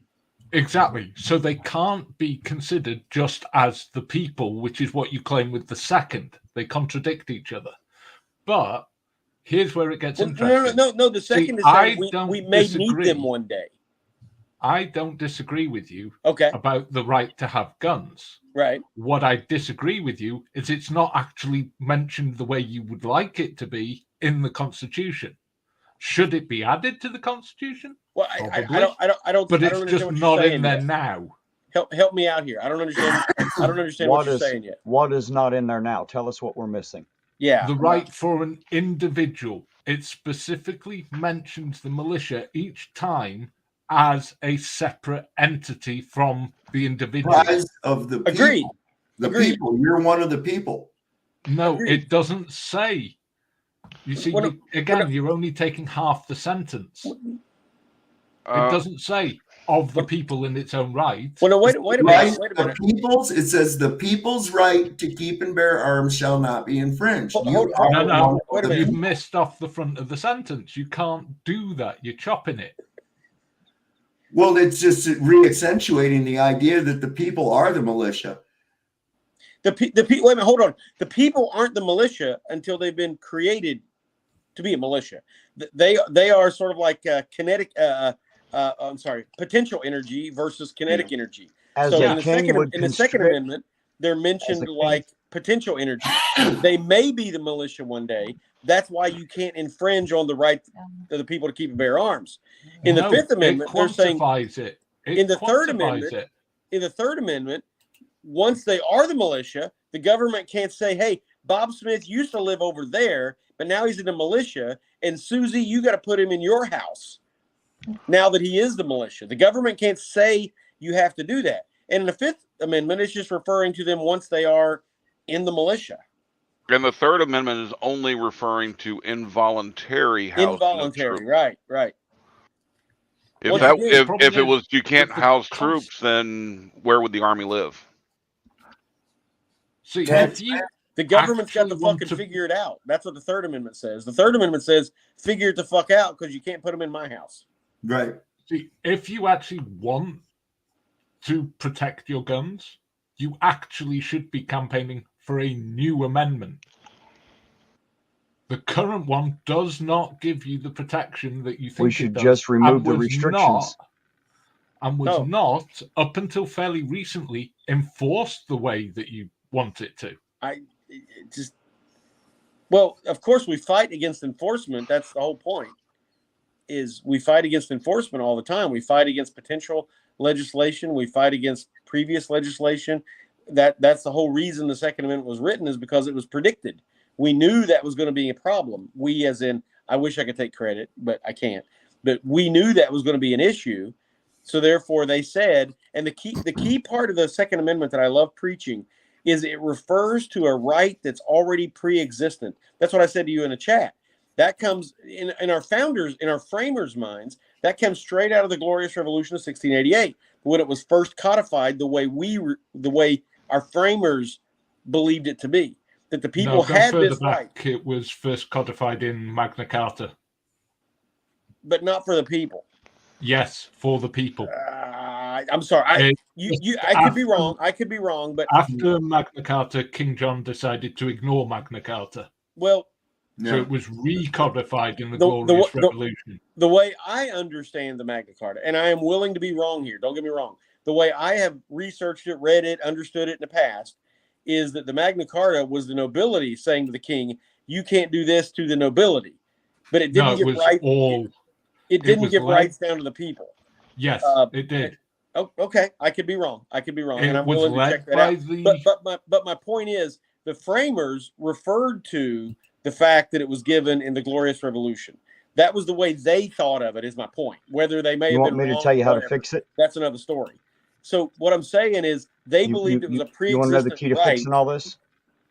They believed it was a pre-existent right, and they said there is this right, and you can't infringe on it. And here's the reason. The reason is we may at some point need a militia. So I think that's not what the document says. What you need is a new amendment that actually says what you want it to. That's the only way you can get it. You want me to tell you how to solve all these problems? You want me to tell you how we solve all these problems? I have the only key, the only answer that will work to all these regulations and problems. I have the answer. I have the only key. We, the people, need to unite and stand up and take back what's ours. We, the people, have that power. We, the people, need to unite. We're supposed to be the United States. Not going to happen, though. Then nothing else. Then they'll keep regulating, and we'll keep screaming, because the only way to stop it legally, the only way to stop it constitutionally, is we the people do it. Which is why it was written in an amendment, is because they understood it would be this kind of problem. That's why it exists in the first place. I think Franklin was doubtful. Right. Isn't he the one that when asked? Well, no, they were all doubtful. They were all doubtful. Even almost to the point of pessimism. I think I read into the way I believe it was Franklin that when asked, what kind of a government have you given us? And he said, a republic, madam, if you can keep it. Right. So he didn't have a lot of faith in the common man, because he knew that most people are fucking stupid. They'll go for what's comfortable rather than what's real. That's why this whole thing is still referred to as the American experiment. Yep. This is a, hey, let's roll the dice and see if this works. And so far, it's sort of worked. When you look at all of human history, it's sort of working. But yeah, they knew there would be problems. That was the whole point of the Constitution, as well as the Bill of Rights, and the way they gave us a method to keep updating it as Welsh Network is. Well, that's why I think that Samuel Adams quote is so still poignant today, and I think even more relevant. Dude, if you're going to read it, there's not anything that's not poignant. If you're going to trade your comfort over the animated contest of liberty, then may you lick the hands that feed you. May the chains rest lightly upon you, and may posterity forget that you are our countrymen. That's some fucking deep shit right there, man. That is deep. There was only a couple percent fought even then. You know, I mean, it's just like, what are you willing to do? Are you willing? How much are you willing to give up for your cushy? You know, it's cushy. It's cushy over fucking freedom. It's like, well, I don't care. And then I hear these people, I couldn't believe it. People saying, oh, you should just go ahead and consent to a search if you don't have anything to hide. And it's like, no, that's not how it fucking works, bro. It's exactly the opposite. Hey, real fast, guys. Terry, I just seen your comment in the chat. You need to get together with Tom and let him break down his 4 boxes of liberty thing, because what you're talking about is right on par. You know, basically that it's like stages, and it's you're exactly right. The only problem that I've seen is what we talked about earlier. And once again, you guys know how I'm about quoting anybody. Okay, I've been hitting the head too many times, guys. Okay, I got punched in the face as a kid for fun. Okay, damn cops. Yeah, well, way before cops. That was back when I thought getting in a boxing ring was a good idea. But anyway, so like you know, as long as it's sufferable, and that's the problem. And just like Sovereign said, as long as you can turn your phone on, get your Wi-Fi or whatever, you know, we live in a very lazy society. Dude, how many people went and got experimented on for a free donut or a hamburger? I mean, for real. I'm like, are you shitting me? You know? Oh, hey, you should have gone the Austrian way. Did you hear what happened there? Uh-oh. No, what? Oh, that was easy. They were giving it out of brothels, and you got a free time there. Oh my goodness, great! Well, damn, I would have made it. They did that in Nye County too, out in Vegas, outside of Vegas. The brothels were doing that out there too. That ain't no shit. He's right. And dispensaries and shit, you get a free joint if you let us experiment on you. I was like, no, that's all right. I'm going to live to smoke a whole bunch of joints. Fuck you. I'm not doing it, man. What Sovereign's not telling you is. So what Sovereign's not telling you is he went back 3 times that same day. Dude, I want to live to smoke more joints, man. That's for real. I don't want to have that fucking shit. They actually had somebody who had to be arrested because they were doing that in Austria. Oh my God. Hey, Kat. Well, yes, sir. It makes you wonder about all these guys who signed up for the donut. Boy, they must feel that they got screwed out of something here. Oh shit. Hey, Chad, can I read that part and then I'm going to go? That must have been some good pussy. I'll tell you what. I don't know. So this is right out of the Declaration of Independence, right? Thomas Jefferson, quote, wrote it. However, there was a committee. He also got it out of John Locke as well as George Mason. So that's okay, though. I'm just giving a little background. But he wrote in the second paragraph of the Declaration, prudence, indeed, will dictate that governments long established should not be changed for light and transient causes. I like to explain this. Light means stuff that's really not important. Transient means things that will change. In other words, not fads, not things that are important today that won't be important next month, right? Should not be changed for light and transient causes. And accordingly, all experience has shown that mankind, written in 1776, are more disposed to suffer while evils are sufferable than to right themselves by abolishing the forms which they are accustomed. We are in a society on both sides of the pond that are accustomed to the evils. And as long as we're getting our trips to the mall and filling our gas tank and playing on our phone and getting on YouTube, ain't shit going to change. All we can do is what we're doing tonight and educate. We can spread the word. Excuse me, it's leducate. Sorry. But yeah, people aren't, and they're saying this in 1776 from reading history. Yeah, people aren't going to do shit while evils are sufferable. Sure. And know that one other component to that is the divide and conquer. We are too busy arguing over who's gay, who's straight, who's man, who's woman, who's black, who's red, who gives a shit. No, we're not. If we all can realize that no matter who we are, where we're from, if we can remember that no matter who we are, where we're from, or what we believed originally, when we all live here, the main things that we are worried about is life, liberty, and the pursuit of happiness. Every right. goddamn happy one of us from sea to fucking shining sea. And if we quit arguing about the petty bullshit and we actually unite and try to, intelligently come together as we the people, we can solve all of the problems. We can accomplish greatness together. We are watching it fall apart. We are watching it fall apart because divided we have already fallen. Mm-hmm. That's why teaching liberty, I think, is the most important thing. You got to get people to understand what liberty is so they'll want it. If they don't want it, ain't shit going to change. Well, Hey, Hank, did you have something? I noticed Hank started to speak there. Hank, did you have something? Yeah. It's what's sad is that our Second Amendment. It hasn't been that long since my grandfather purchased a Thompson submachine gun and a Bar automatic rifle out of a Sears catalog and had delivered to his home. Mm-hmm. Now, for me to possess that, I have to pay tax stamps on them and all sorts of regulations. Or you could just say they fell out of the boat. I don't know where they went.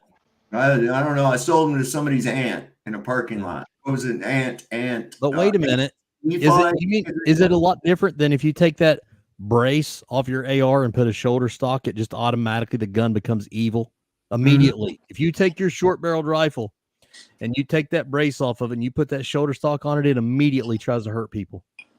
Or if you just put a forward up. assist on a pistol with a Picatinny rail. Oh yeah, you can't do that either. No. I got that AR is chained up in there just in case it decides to jump off and start killing people. Think about it, Sovereign. How many times have you come home and it was literally just jumping at the chain trying to go out and hurt somebody? It's bad. That's when it usually needs to go to the range. He damn near had to shoot it with his Glock when I was there.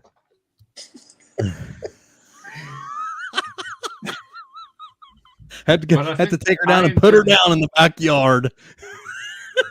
Hey, gentlemen, I got to go. It's been absolutely amazing with every one of you. I appreciate it. Thanks, Chad. It's been a great night. You guys have a great night. For being here, Tom. We'll see you next time. Have a good night, Tom. We're getting ready to shut her down real fast. Before we do, I want to give everybody on my panel if they got any last things to say, because I realize it's close to 2 a.m. here, and believe it or not, I don't think that me just sitting here looking as beautiful as I do is going to pay my bills. I got to go to work. So I'll give everybody. Let's start with Sovereign, since in my screen at least he's in the bottom corner down there. So Sovereign, feel free with your last, sir. Well, that was what I wanted to point out. Is I see a lot of people talking about, we got to come together in that, and I agree. What we first have to do is we have to unfuck our heads, okay? And that's what I want people to learn to do. I want people to learn to be able to free their mind out. Think about it, man. I mean, the very thoughts that you have, the ideas that you have, and things like that, really start to examine. Are those mine or were they given to me? Why did I actually adopt these? And a lot of times you'll find out that much of that shit isn't yours. And I always say, if you free your mind, your ass will follow. Okay. And when you got free thinking individuals, this is why we can have a panel like we do right here, because we exchange ideas. Sure. You mean it cohedes. Here's this idea, and it melds together to go, hey, here's something here too. Mm-hmm. The Reese cup theory. Hey, you got your peanut butter and my chocolate. Hey, this is pretty good. Fuck, there it is. But yeah, I want to thank you for letting me come up tonight. It was really, I think, a great discussion, animated contest of freedom. And I was hoping to see Welsh News Network, because that dude has got the coolest fucking flag, and he's a really cool dude, man. So hell yeah, I consider him to be a friend too. He's it's neat. It's neat as shit. Welsh a good dude.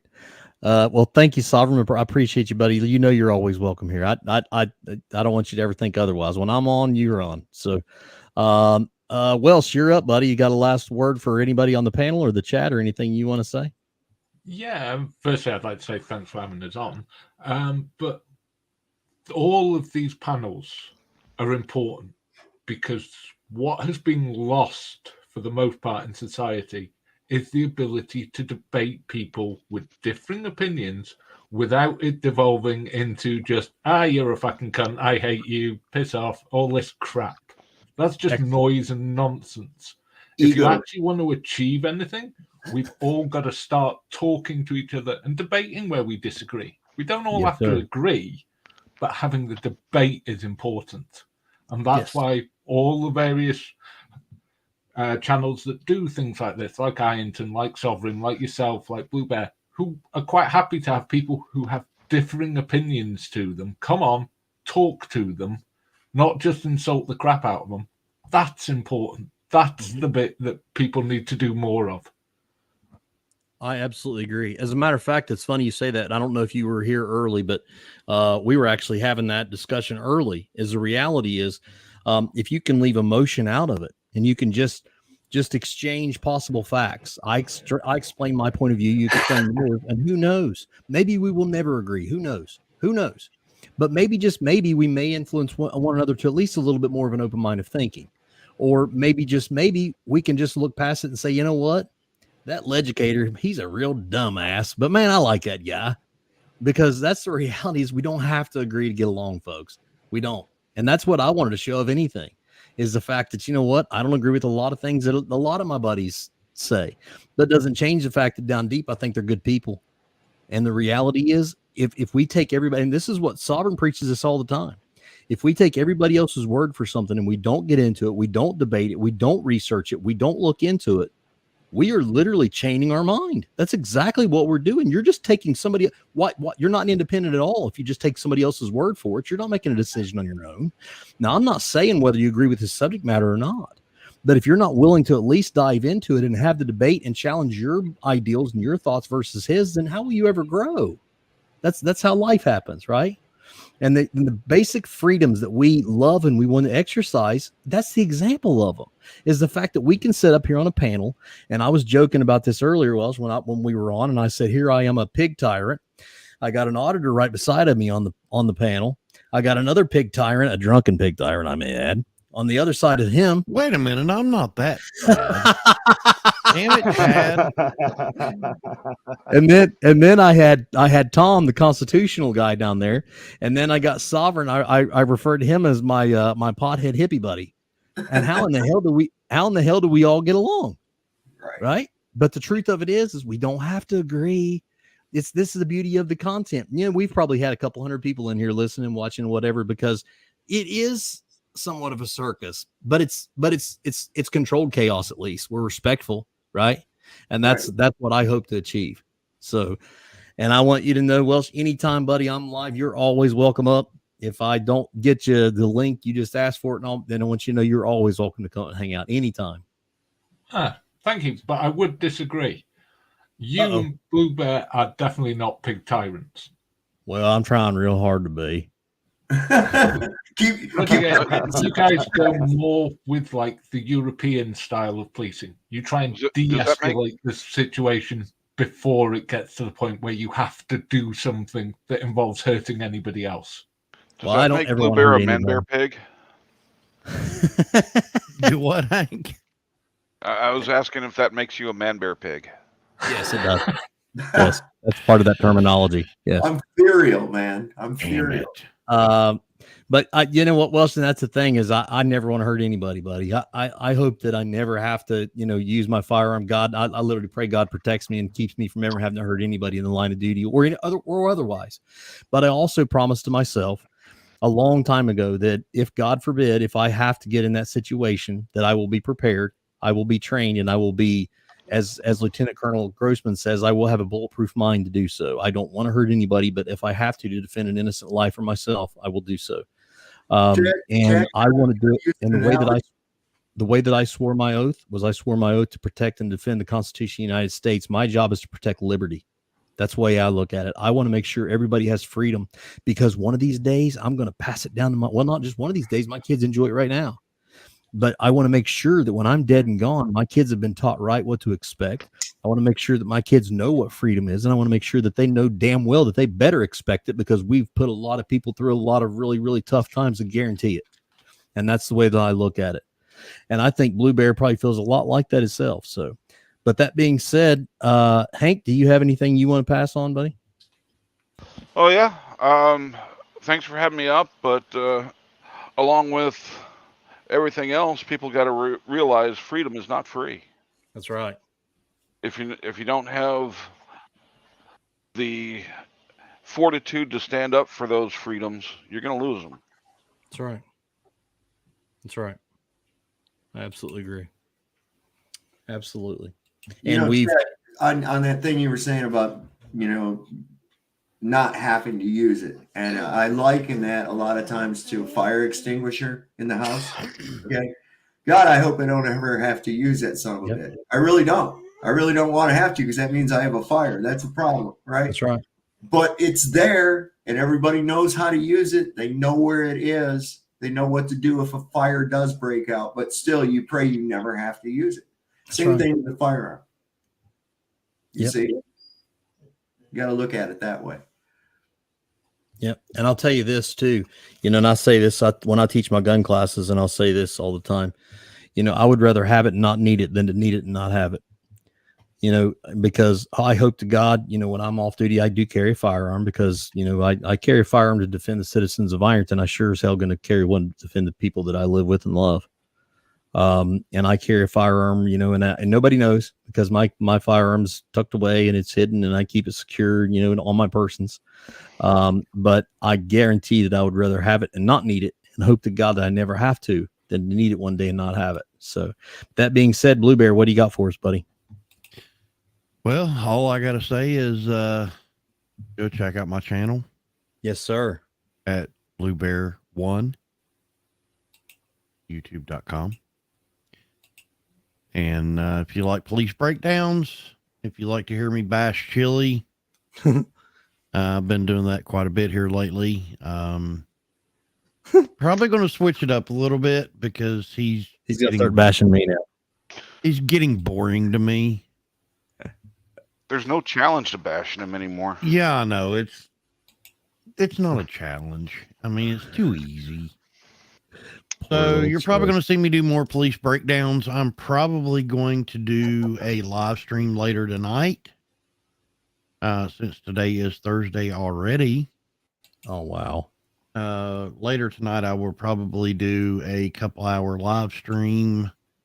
I'm not exactly sure what I'm going to do yet. I will figure that out when I wake up.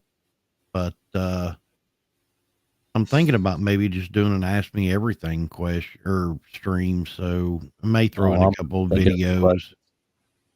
But go check out my channel. If you like what you see, hit the like and subscribe, click the bell, make sure you click all so you don't miss any future content. About, I don't know, 800 or so hours away from getting monetized.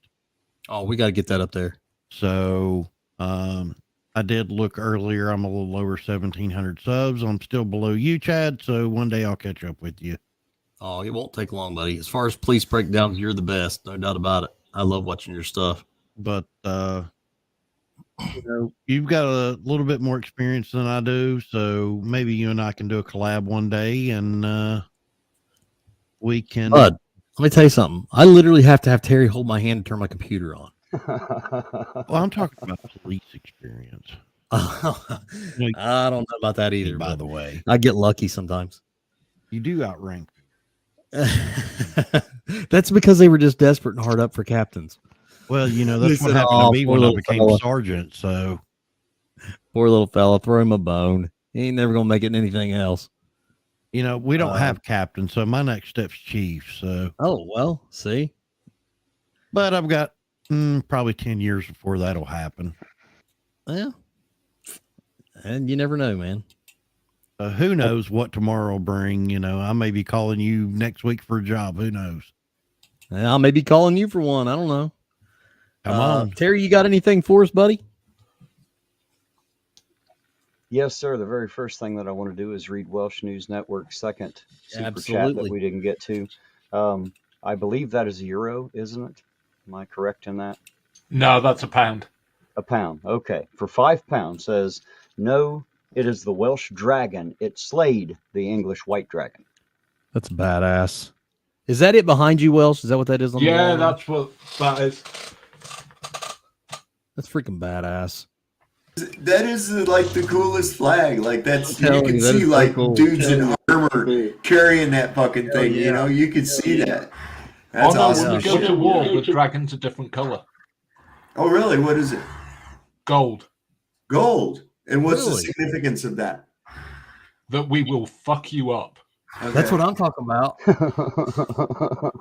That's called literally all it education. means. I wonder how it. I wonder how it relates to the sun, because usually gold is usually associated with the sun. Huh. Wow, that's cool. Thank you to Smitty Sanitarium 999 for becoming a member. Absolutely. Welcome, Smitty. welcome. Thank you. And Steven's still saying chat for governor. Did you guys see that with Cheeky Monkey done that? There you go. Cheeky Monkey put this, made his campaign ad up for me. And I was laughing my ass off because it's got me like in my uniform or something. I'm guessing they got it off my Facebook or something. I don't know. And then they put it up and it said Chad for or educator for governor. And I'm thinking to myself, man, you all be hard up. Seriously. Y'all don't want me governor, I promise. Y'all be getting Tater to come out there and do Tater to be out there doing the state of the state addresses, be like, listen, we're doing pretty good stuff down there. And but anyway, I want to thank all my panel, man. I appreciate you guys. You know, like I said before, you know, the fact that we can have a civil disagreement shows that we're all willing to learn and to maintain respect, and that's what it's all about. So I appreciate you guys, and I really want to take time to talk to my subscribers and my chat. I mean, I want you guys to know, man, you guys seriously you're the backbone of everything that I do on here, and I appreciate you guys, man. I love you guys to death. You guys are awesome. You guys continue to support. A short alibi? What's that? Can I get a short alibi? Sure. For all of those that knew Patty Melt, we are doing her memorial tomorrow on the Dutch Doyle discussions at 6 Eastern. It's been had to be rescheduled a few times, but it's going to happen tomorrow. Okay. Well, I may push back my live stream then because I don't want to interrupt that. If you can send me a link, Hank, to my email or something, or even just post it in the comments down here, and you feel free to whatever, and I can share it on my community tab as well. Okay. Let me send it to me as well, Hank, and I'll put it on my community tab. Oh. Get the link off of Dutch's page. Okay. Yeah, I'll do that. That's what I'll do. Has he already got it up? I believe so. I'm looking for it right now. Okay. If somebody can get it, if one of the mods can get it and post it in the chat, that would be awesome. But guys, I like I said, I want you guys to know, you guys really don't know how much I appreciate you guys. You know, the support you guys give me every single day. I look and I catch the comments and stuff, and everybody, you know, doing something to pat me on the back and build me up. And I don't think you guys realize how much at times I really need it. So thank you guys so much. And it's like, it's every day I feel like I'm checking and getting some kind of support, whether it be a Cash App or something on YouTube or something on here, whatever. I'm going, man, you guys are so like, I don't know why you guys like my goofy hind end, but you do. So I just post it in the private chat. I can't post it in the main chat. Let me see here. Let me get to it here.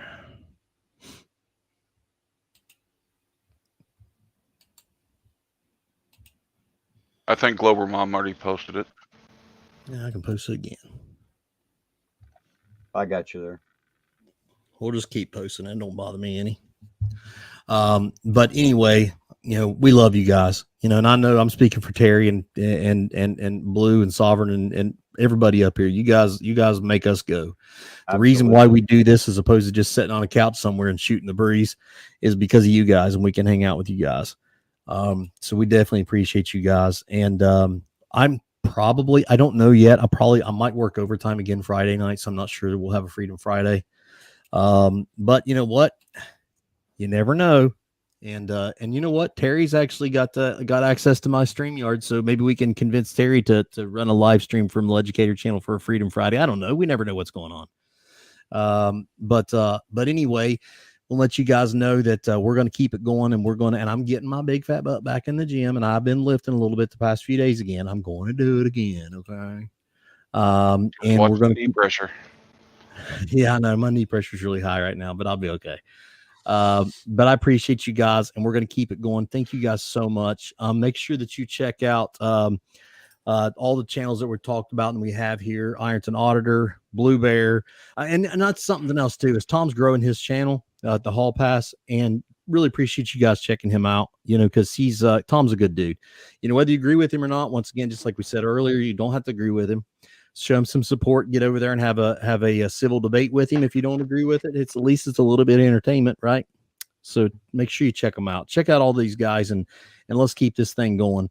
The reality is, if we stay positive and we stay focused, we can always break down walls. We can break down barriers, and that's as simple as it can be. The fact is, let somebody tell us we can't. I mean, good luck. Tell me I can't. Right. Watch what happens. I promise you, I will die trying. If we stay positive, we stay focused, really the sky's the limit. There's no end to it, guys. I promise. Just keep pushing. Look for the opportunity this holiday season to be somebody's corner man. Do something, bless somebody, pat them on the back, open a door, shake their hand, help somebody in need, whatever it takes. It's up to you. It's the ball's in your court. Make it happen, right? And as always, I promise you, if you stay focused and driven, and if you train like you fight, when the time comes, when it's time to really get it, it's time to fight, it will come back to you. And that's in every element of life, whether it be physical, mental, spiritual, emotional. When you train like you fight, when it's time, you will fight like you train. God bless you guys, and we will see you all soon. Good night, everybody. Good night.